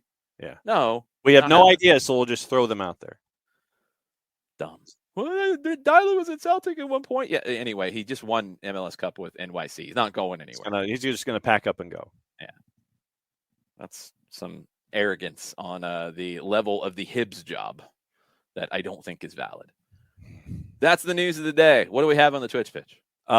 Quickly from Atlanta United, they've announced that they've recalled Justin Garces on a short-term loan agreement due to extreme hardship for Wednesday's match against Chattanooga FC. Yeah, and you can do that for Open Cup games and all that. That's not an issue. He's on an MLS deal, so I mean, you can cancel the loan to Atlanta United too. You got to have a spot to put him in on your roster. I don't know where that sits currently, but it's all paperwork kinds of things. You can get those things done. If you haven't seen Gonzalo Pineda's media availability from yesterday, that was posted late in the afternoon.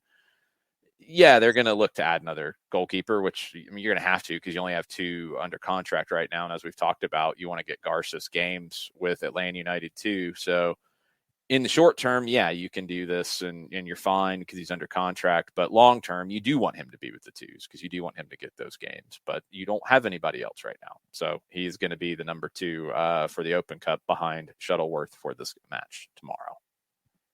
Twitch pitch, still some thoughts from our number 1 on Matias Almeida. J-Dub says, how much airtime will Almeida's comments about the strength of MLS get in South America? Some, but I mean, he's not. Look, he's not new in having opinions about it. That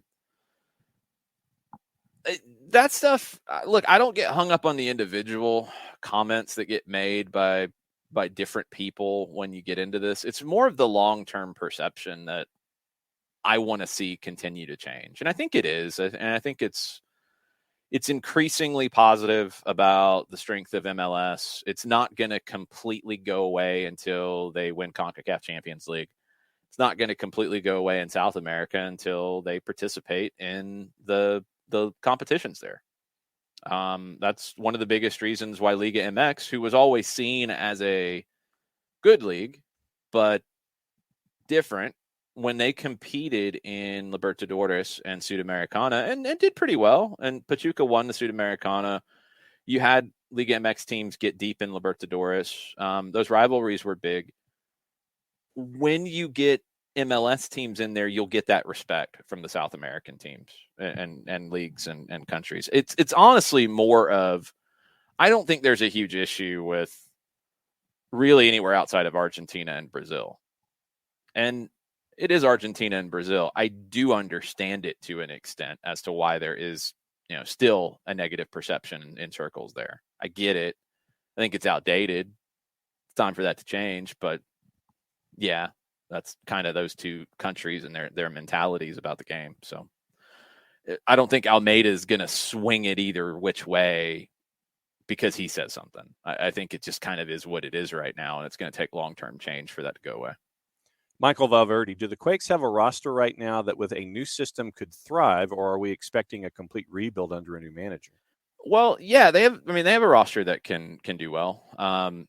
But you're not going to walk in and plop down a new system and it's going to work straight away. It's not a video game.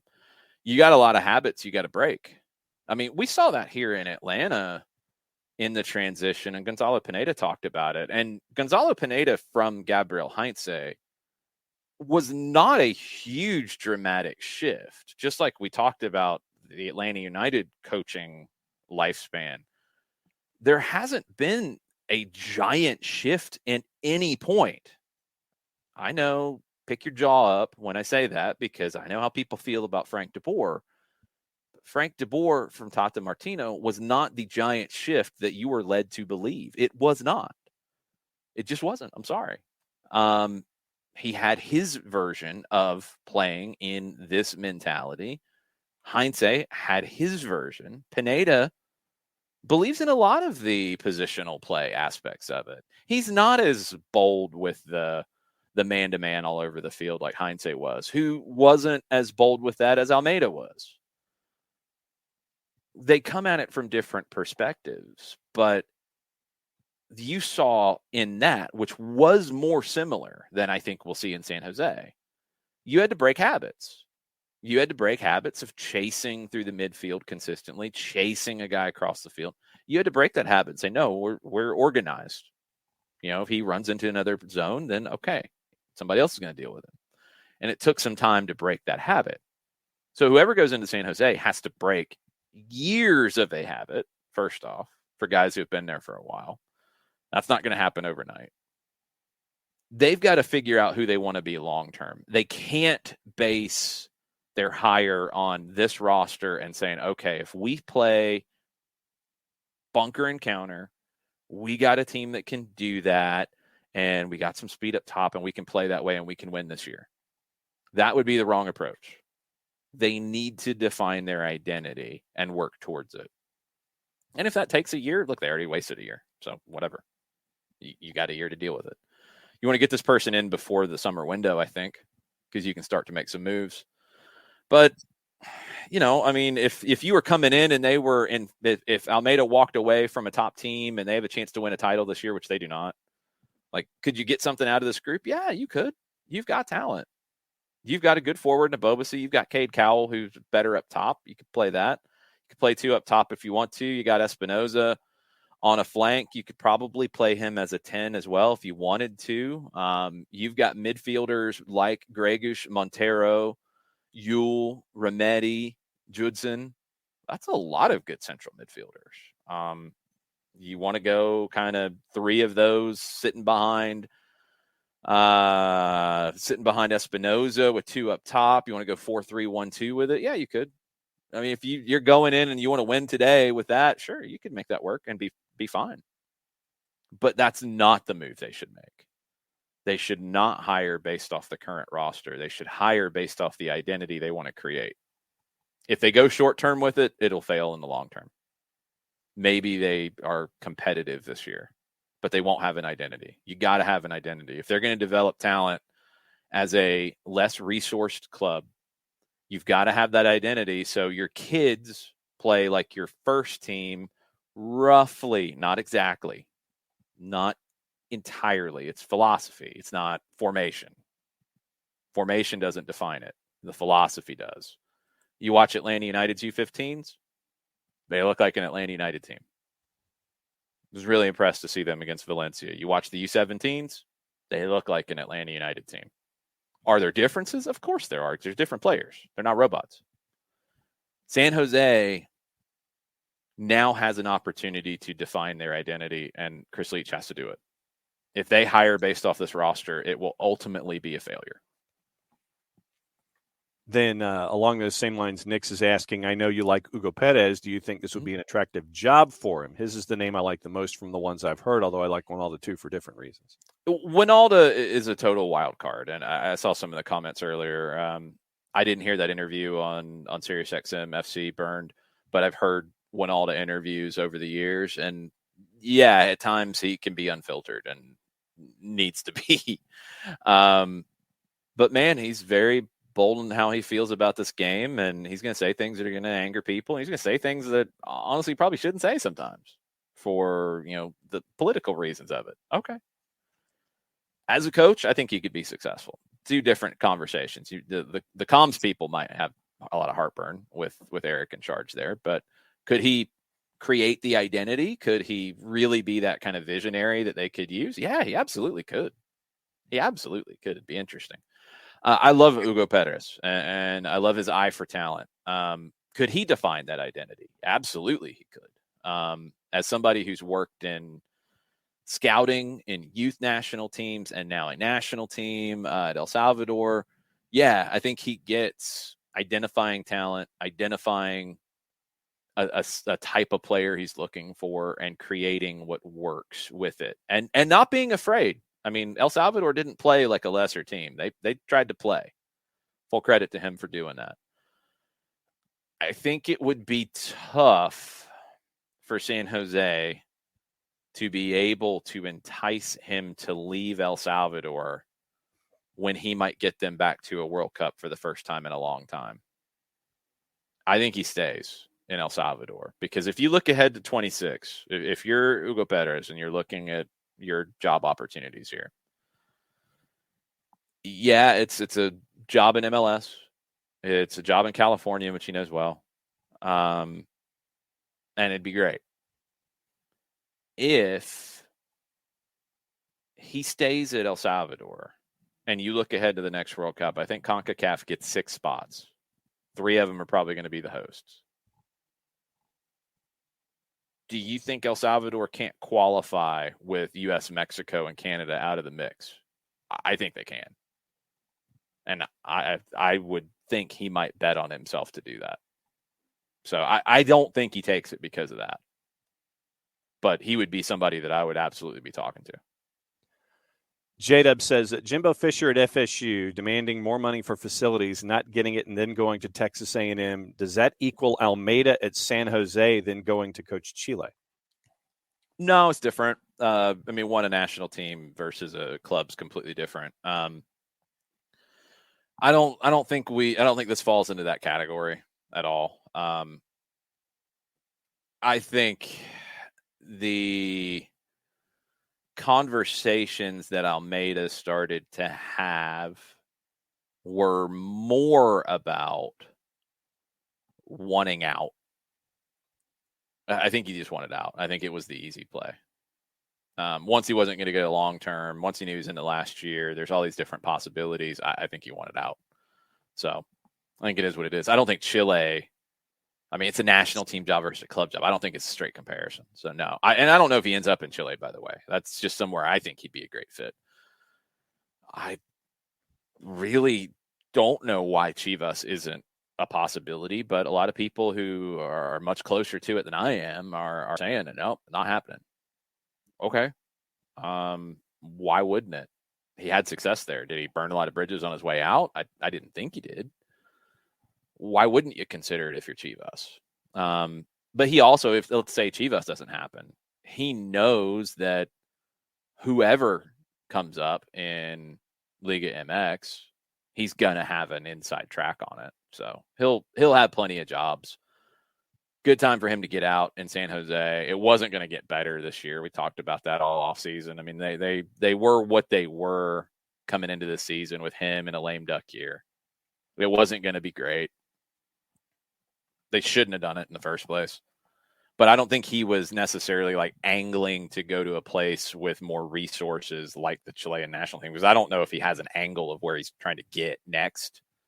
I think he knows he'll have lots of opportunities and he'll get to choose. Will wants to know, do you think we see Jeremy Ebobisse as the U.S. number 9 in friendlies or in Nations League?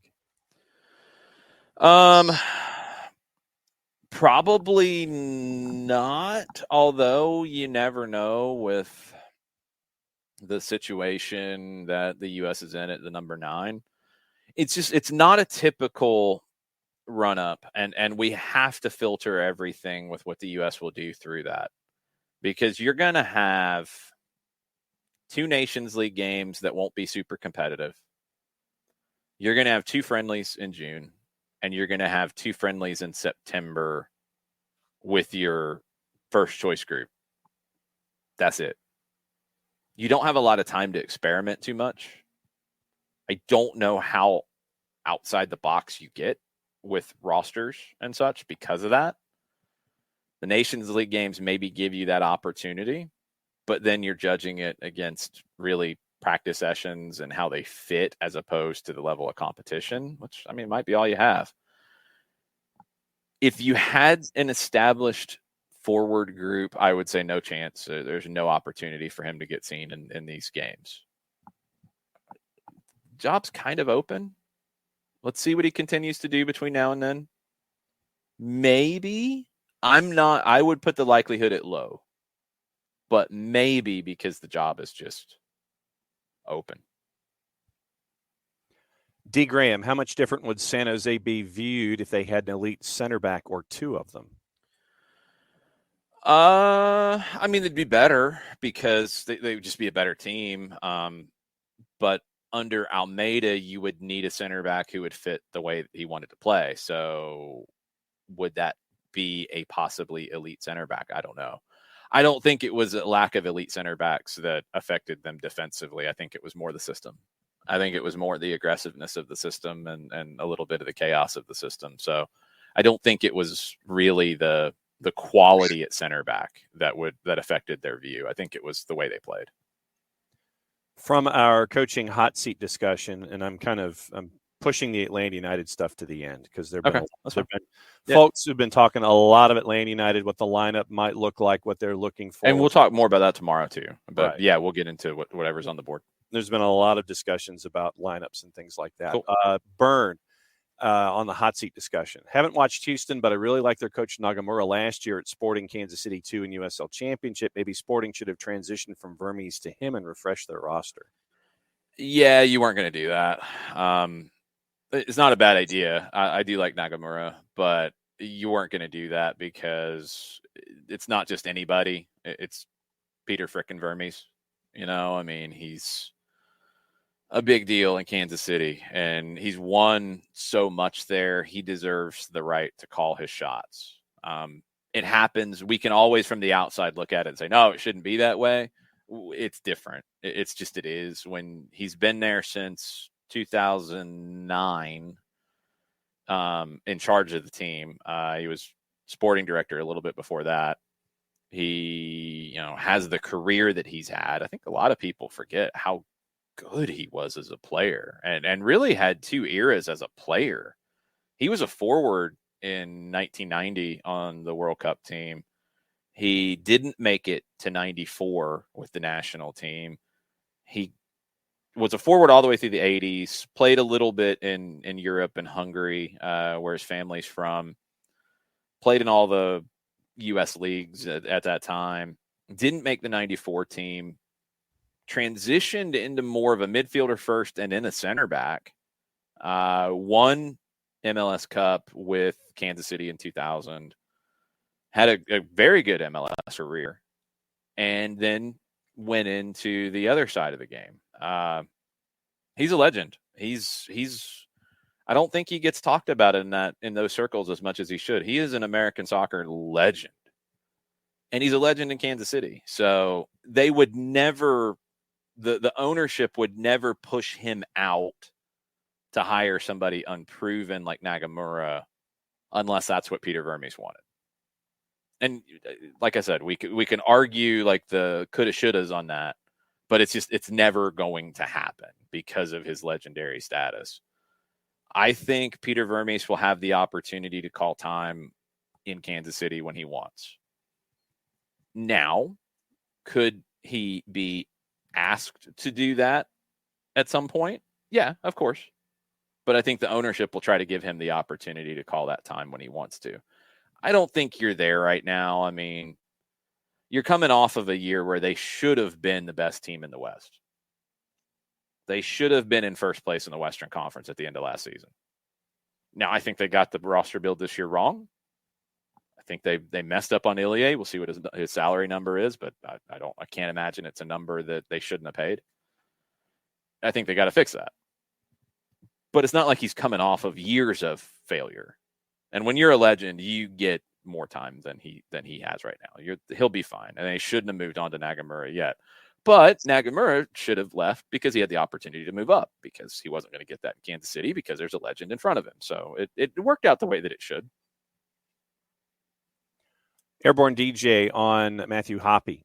Mm-hmm. He says, on the Hoppe rumor, I had a discussion with someone yesterday who suggested if he were to come to Atlanta United, play him up top with Joseph in a 4-4-2 with Almada, Moreno, Araujo, and Sosa in midfield. His initial reaction was to laugh, meaning Tom's.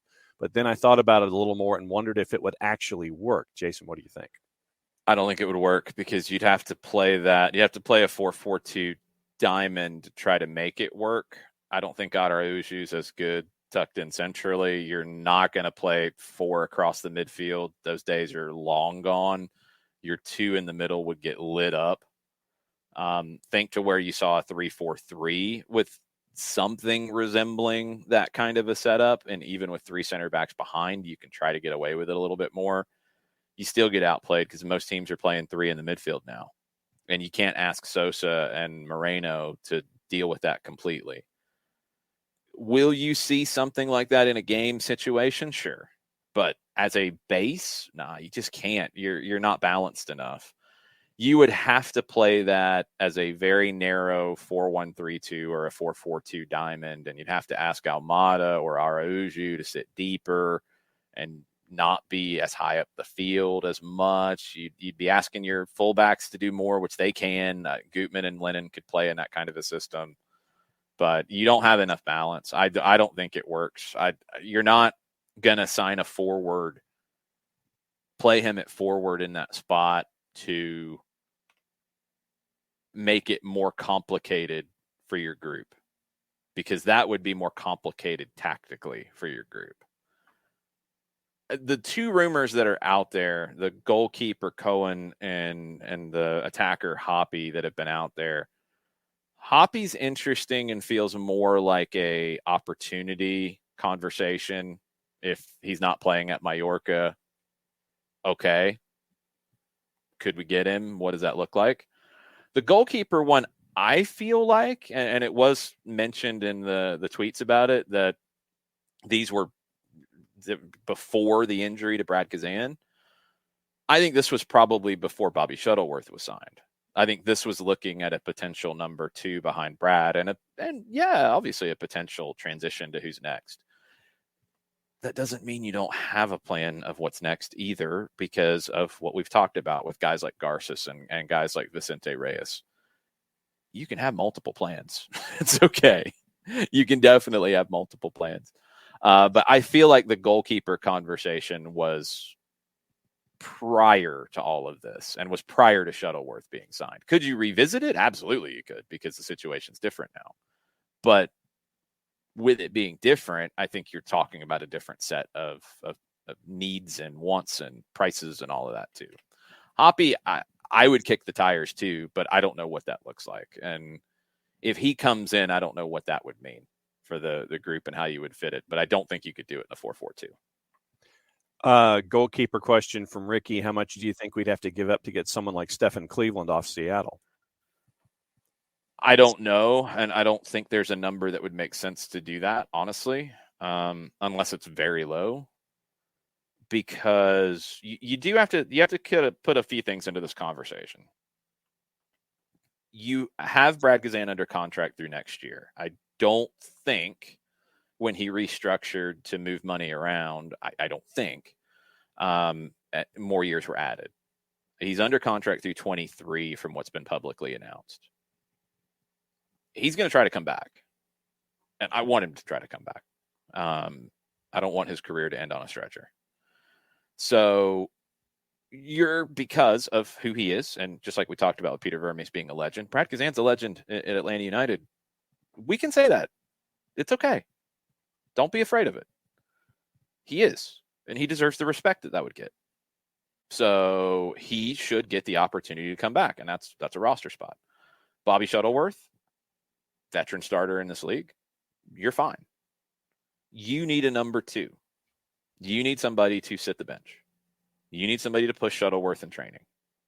Because if Brad comes back in a year, Shuttleworth is your guy between now and then. The number 2 guy then gets squeezed. He'll be the number 3. Castanera would be back as well at some point, I would think. I don't know if he's under a 1 year or a 2 year. That he might not be, but he could factor into this decision. You'll have a year of Garces playing at the pro level. You'll have a year of Reyes being a pro. Whoever you bring in to be this person is going to get squeezed when Brad comes back, performances of Shuttleworth, Garces, and Reyes' development.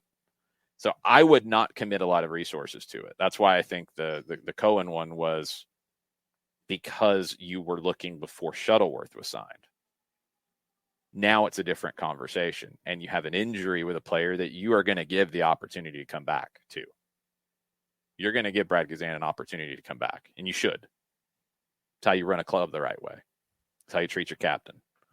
So I wouldn't commit a lot of resources to acquiring that number 2 in that way. I don't think so. Ricky, you're missing the point. You're missing my point. Yes, Stephen Cleveland is good. You don't need to commit resources to have him come in and block resources you've already committed to Justin Garces, resources and plans you're committing to Vicente Reyes and the kids in your academy, which we've talked about. You don't want to block that. I don't know who they've identified in their young keepers coming up that they think is going to be the guy. They probably have that in their mind at this point, at least a guess. You got to prepare for that. That's why you went with somebody like Shuttleworth. He can give you a couple of years. Now he's going to need to give you more than you thought he would.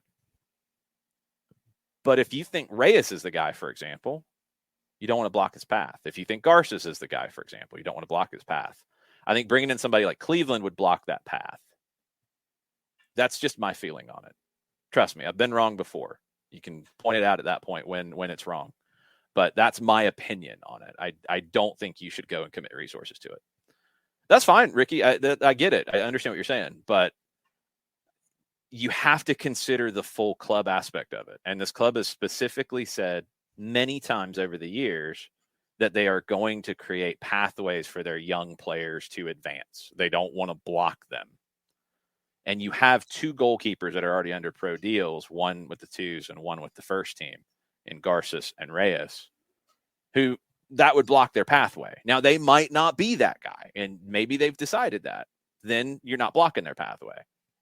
You're further away from your guys like your U15s and your U17 goalkeepers. Even if you like them, they're further away from that. Okay, then you could go that way.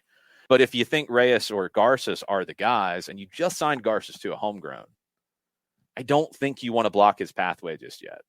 That's my gut feeling. So I don't know. Then along your discussion with Brad, Sean Vergara says, what does the club need to do to help educate and keep our fan base more level-headed? Seeing the outrage about Brad made me sick. There's nothing the club can do, sadly. Frankly, it's down to people taking responsibility for what they put out publicly. And that's at all levels of putting things out publicly. It's everything. It's everything. I was shocked and angered by some of the things that were immediately put out, and some of the things that were said later. And I honestly, like, one of the most infuriating things with how people reacted to a guy who's been a great servant for this club and got hurt. And we know the possibilities at his age coming back from this injury. It's hard. And the comments that were made immediately in the wake of it were, from some, awful.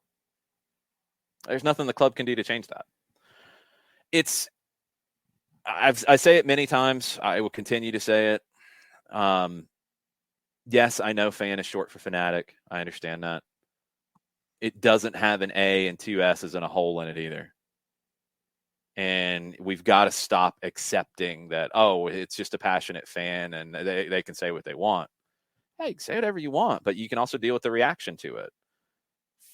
People who don't want that to be the stock responses got to change the community, got to change the feel and the vibe.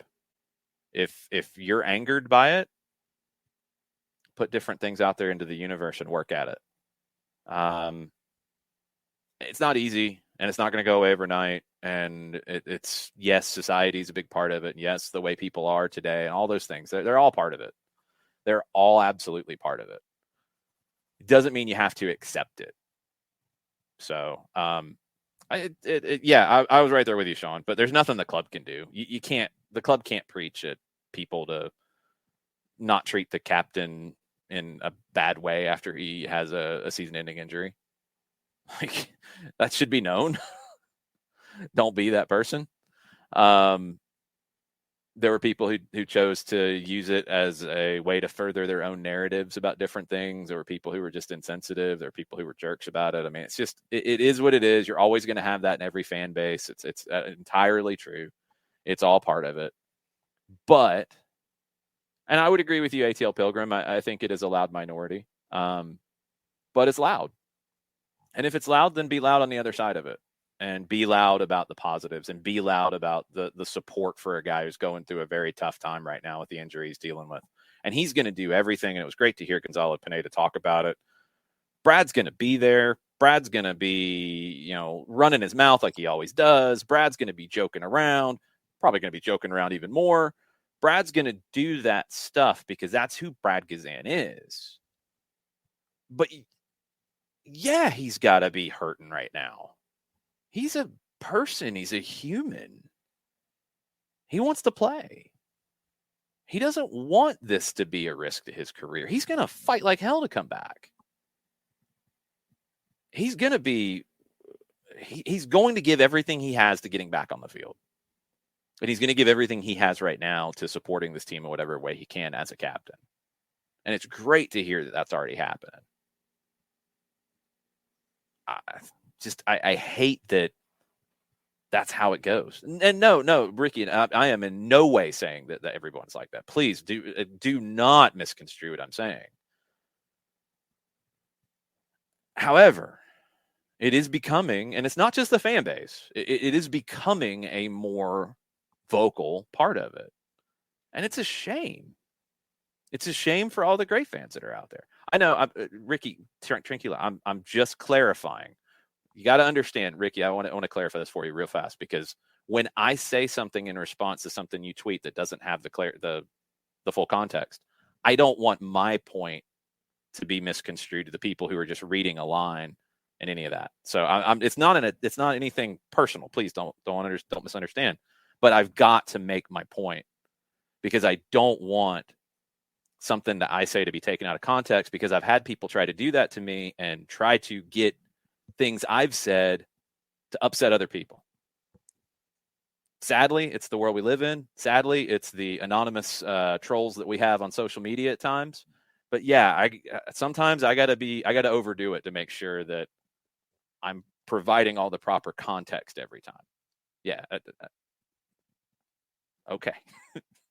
Just understand that at times when things get pulled out of context and a line gets put, sadly, into a chat on a live show, because I have seen things screenshotted from that before and thrown out there. So I have to do the best I can to try to clarify. That's all. And that's all. I'm just making sure. Make the fan base what you want it to be. Make the community what you want it to be. Don't let that stuff quiet you. Don't let that stuff make you feel uncomfortable about supporting a player, supporting a team, whatever you want to do. Don't make that stuff change how you feel. Bring what you want to it, and bring what you want it to be to the fore. That's what needs to happen. And we see what happens from there. Winning cures all, as always. They're actually doing okay in that regard too. So it is what it is, man. Just don't let it bring you down. I try not to. It does sometimes. It does. I'm not going to lie. But I try not to. And I try to put good out there into it. Because trying to score points from that side of it, those points are meaningless. Being the best angry person out there, being the best negative person out there really isn't a title I want. So it is. For sure. Nix, I agree with you. He says, don't let it ruin your experience either. I don't feel the need to be as loud as the negative to counteract it. Just ignore it. But, and I'm not asking you to do something you're not uncomfortable with, but, and absolutely burned it, the negative, the anger meter, all that stuff with algorithms. You're 100% correct. But when it is loud and negative and toxic and angry, and we ignore it and we put it to the side, it can fester and grow. And that's something that I do take seriously. And look, I got a medium to do it. We created a show, we created a podcast to talk about stuff, and we do what we do. And it's why we do what we do. That's my way of doing it. I don't get into Twitter spats because there's no point to it. It's pointless. And things then get taken out of context and spewed around and stuff. So yeah, it sucks.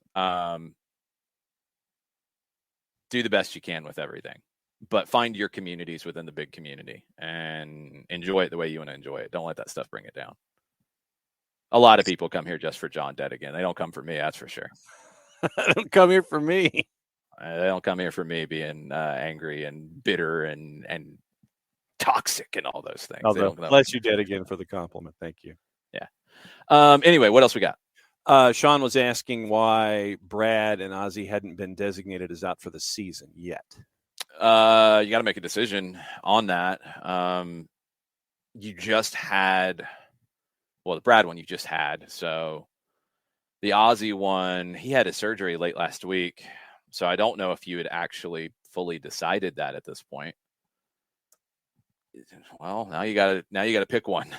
So you go from there. I think it will probably end up being Brad, because I think it gives you a little more flexibility in terms of adding that backup that you're going to have to add. I don't think you have to add a direct replacement for Alonso. I think you do have to add a second goalkeeper on the roster that's a veteran, not Garza, so he can play with the twos. So my guess is that's the direction that they go. A couple of Open Cup things. Okay. Christopher Abel given the current situation with the Quakes, do you think Bay Cities pulls a cup set tonight? Could go either way. Quakes got a draw in Almeida's last game, even though they probably knew it was his last game or knew at least something was up. I don't know if that was a broken team. Quakes are better. I mean, the question is for Alex Covello coming in, what does he do tactically? He probably, because I doubt he's had a training session that's going to amount to anything. He probably should try to do what they do. That's probably the direction he should go. So I think they're fine in this one. I don't think Bay Cities is that strong to begin with. So if the Quakes lose this, then it's a bigger problem than the change. So I think they're okay. Folks are wondering what your viewing habits are going to be tonight for Open Cup. Very strong possibility there will be a Twitch watch along for Open Cup, Open Cup Palooza 2.0. That's what I'm leaning towards right now. I will definitely be locked in on Miami, the Miami FC, and Inter Miami. I will definitely be observing Detroit and Columbus. I will definitely be observing Birmingham and Tormenta. And I think if I am awake, I will be observing LA Galaxy and San Diego. Those are the ones that grab my attention the most. If you get potential cup sets with like Cincinnati, Pittsburgh, with Chicago and Omaha, Houston and Rio Grande, Dallas, Tulsa, they could easily jump in. But those are the games that I am definitely zeroing in on. The Miamis, Detroit, Columbus, Birmingham, Tormenta, and then Galaxy and San Diego. Yeah, Byrne thinks Pittsburgh will beat Cincinnati for one of his cup sets tonight. Very possible. I mean, Cincinnati's beat up. They are going in on short rest. Pittsburgh's a well-organized team. It's on the road. That helps Cincinnati here. They're at home. But Pittsburgh could pull that upset. I mean, most likely ones, okay, we can run through it really quick. Inter's minus 118 on the road across town at the Miami FC. DC United is a minus 2,500 in Rochester to face Flower City Union. Flower City Union is a plus 2,800 at home. That is the biggest home dog I have ever seen in my life. I'm not high on DC United right now at all. It's a brand new NISA team in Flower City Union. So do with that what you will. Cincinnati, Pittsburgh, Cincy's a minus 175. Pittsburgh at 375 is interesting. Mm-hmm. I don't have numbers on Detroit, Columbus.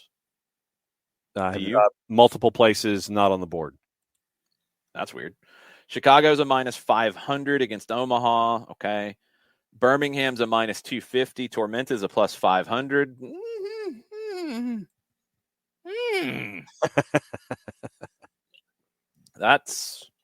I think Tormenta's really good this year.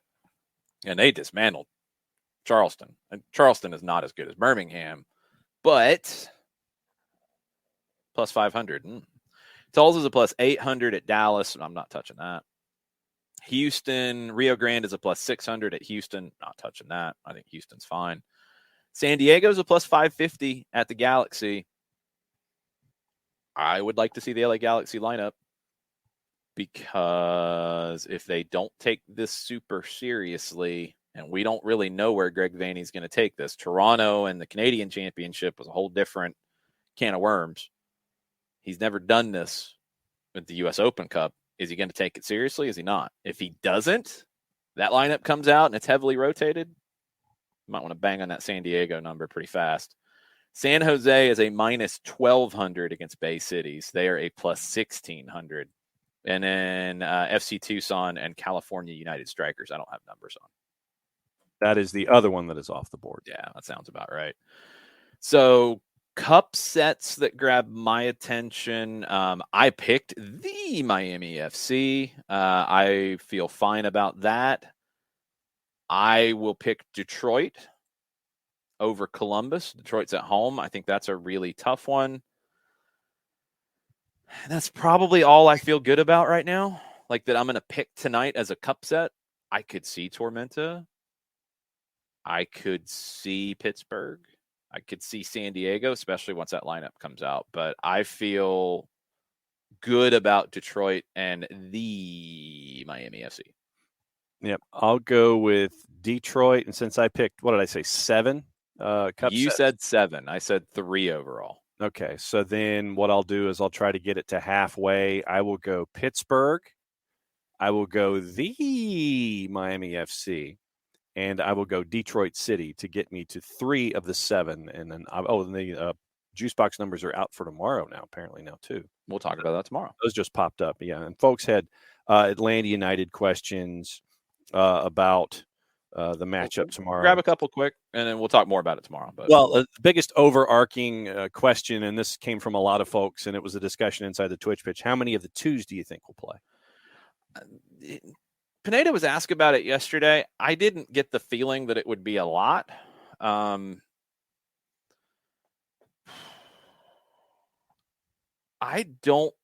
honestly don't think it's going to be too many. The more I think about it, because, okay, we look at, let's take Saturday's lineup and what we could see changing for Open Cup. Shuttleworth in goal. Could it be Caleb Wiley starting at left back in place of Gutman? Sure. Miles and Campbell were at center back. Not expecting to have Franco back. He was day-to-day with an ankle. I don't think you're going to risk it here. I think DeJohn plays, and I think DeJohn probably plays with Campbell. So Miles might be out. I don't think you're going to bring up one of the 2 center backs. Brooks at right back. I could see Hernandez. I could see Brooks. I don't think you go to McFadden there because I think Hernandez would need the minutes, and this is an opportunity to give them to him. Midfield, Mertz maybe feels the most likely. Do you want to give Sosa more minutes here? Do you want to give Sadic more minutes here? Setsu's not ready yet. Heineman's not ready for 90. Mertz could be a midfielder here for sure. I could see him playing in one of the 8 roles. I think you're going to need one of Sosa or Sadic, or you're going to need to split the difference and they play 45 each, because I think one of them has to be your 6. But I could see Mertz playing the 8. I can definitely buy into that. Almada, Moreno, how much do you want to use them here? I think you're going to use at least one of them, and I think you might use both. Up top, I could see Conway getting the start. He had a good goal in Indy, and I don't think Cisneros grabbed the spot. I don't think Dwyer grabbed the spot. I'd be fine with Conway getting it.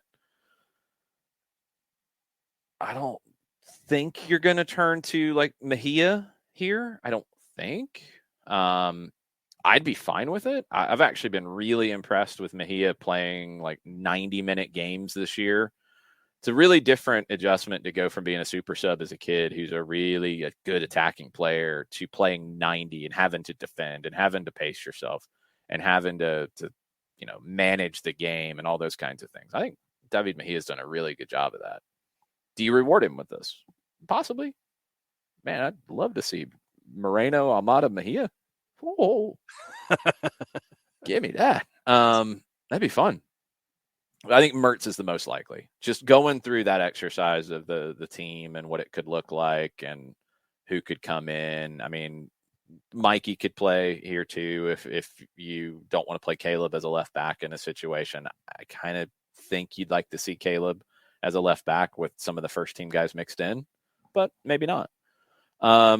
Mertz feels like the one who could fill the greatest need with Sosa still coming back, with Sadic playing a good bit of minutes right now, with no Hosechu, with Heineman not 100%.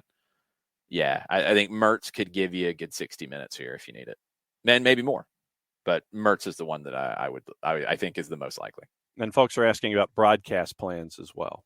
Normal radio. So we're on at 7. 5 Stripes Countdown. Kickoff, I believe, is going to be like 7:36. I think Open Cup is typically on the 6s. And then an hour of the full-time report. And you can watch it on ESPN Plus, but you can listen to us. You can sync it up. You can do whatever you want. But yeah, we're on 92.9. We're on the Odyssey app. A couple of other things real quick before we go. Nix was asking about injury replacements, and he says, when you do an injury replacement, does it have to be a like-for-like as in position? No. You said No, it doesn't. it's just the roster spot. It's just a roster spot. But, I mean, you're thinking about it pretty much in terms of like for like. And however you do it, I think you need the goalkeeper more. So, I mean, I guess it really doesn't matter if you're opening up the spot. Both are senior roster spots in terms of Brad and Alonso. So, whichever one, I don't know if it changes how much relief you get or whatever, but I would assume Brad was probably on a bigger contract number anyway. So that's my guess. It really doesn't matter. You just want to open up a spot and get the relief, and you don't have to do it until you know who you're going to sign to replace it. Like doing it now doesn't accomplish anything for you. It's very funny actually right now on TIC they are talking about because Battaglia at Boca Juniors is under fire for a few different reasons. And there's talk that if they don't beat Godoy Cruz this week, that Battaglia, their manager, could be out. And they have some faces up on the screen as possible replacements. One of those is Matias Almeida. No shock, he's now available, even though he was a River guy. That's why I don't think it happens. Marcelo Bielsa, which Boca doesn't seem to fit the kind of club that Bielsa would want to work at, but maybe if Riquelme, as one of the board members, tells him he'll be able to do whatever he wants. Other person on the sheet is celebrating a birthday today, Gabriel Heinze.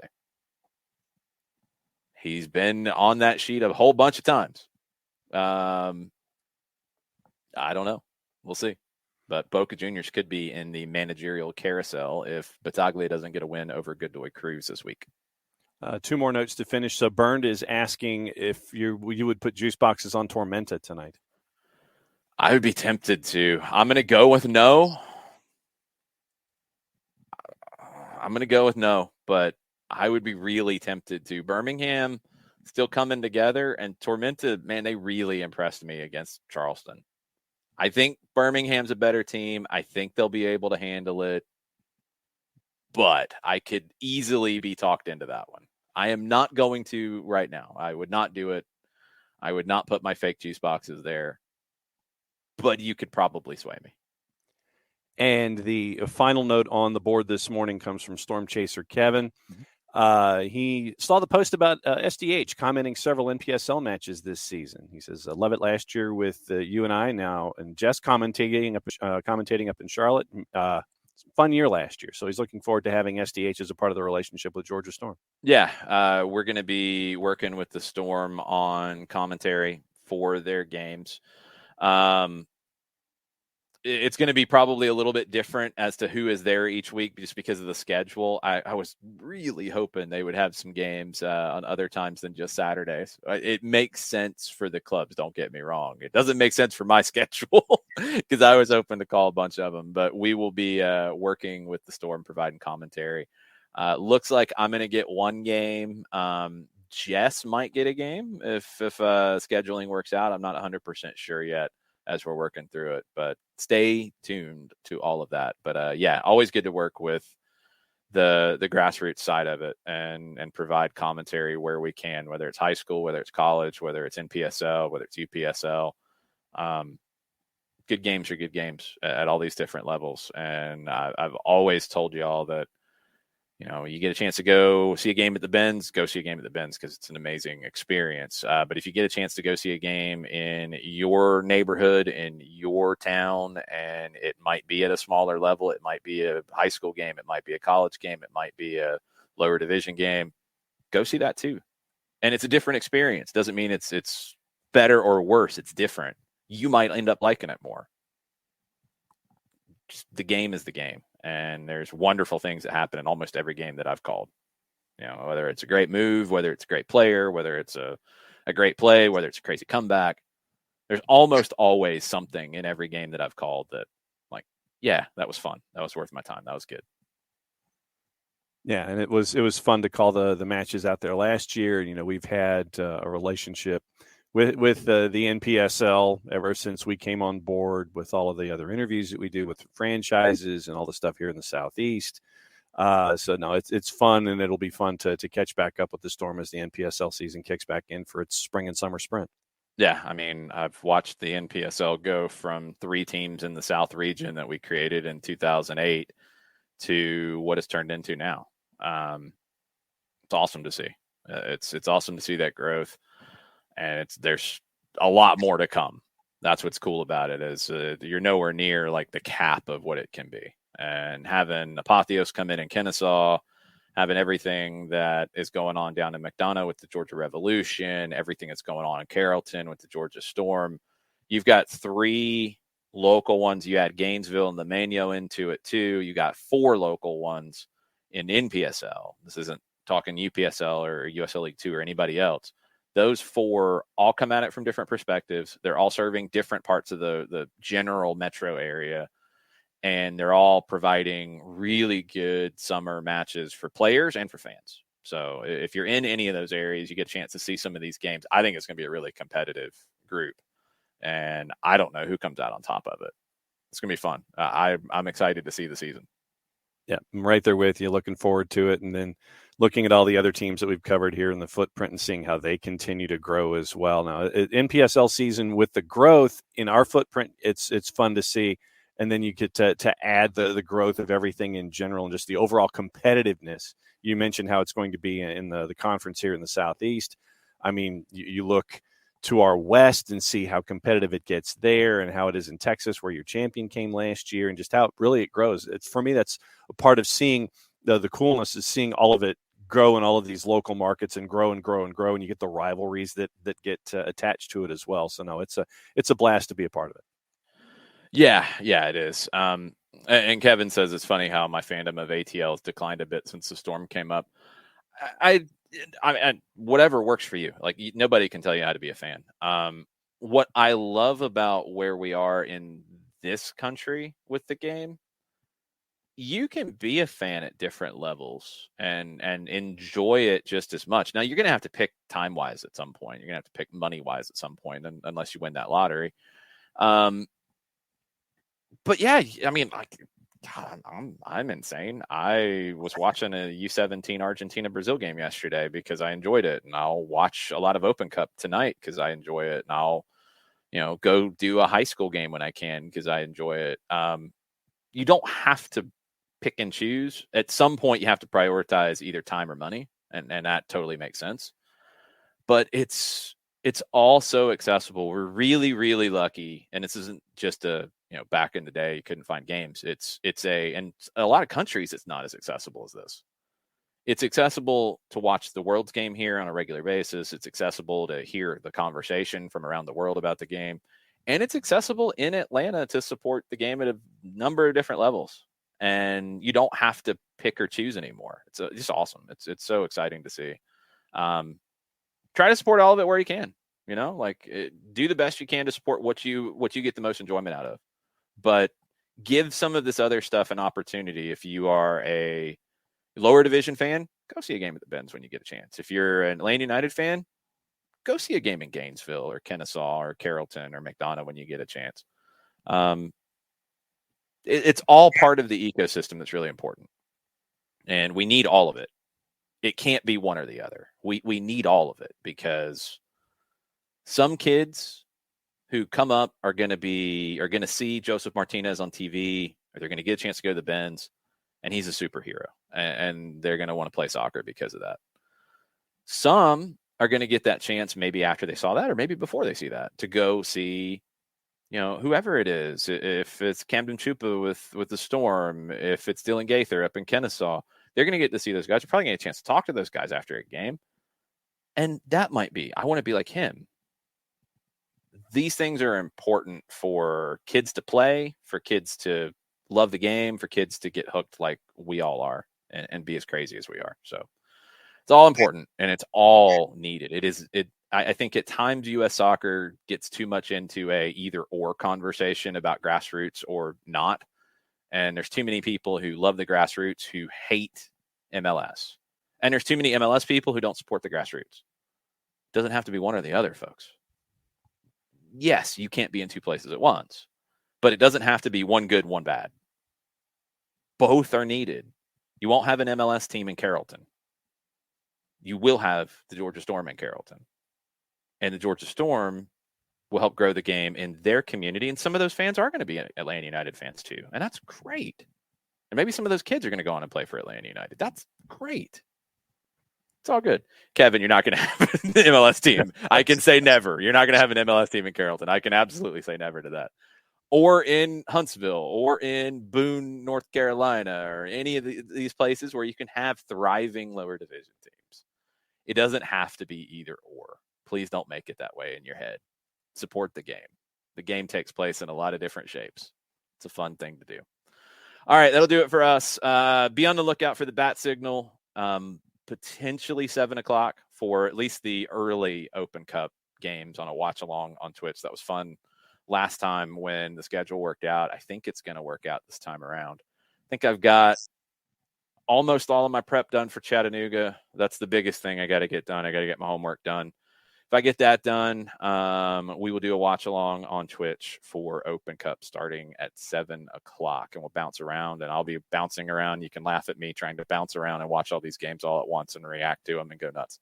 So y'all have a good time. Y'all have a good rest of the day. Maybe we'll talk to you later. Definitely talk to you tomorrow morning. Match day, U.S. Open Cup, 3rd round. Mucho platio. Mucho platio.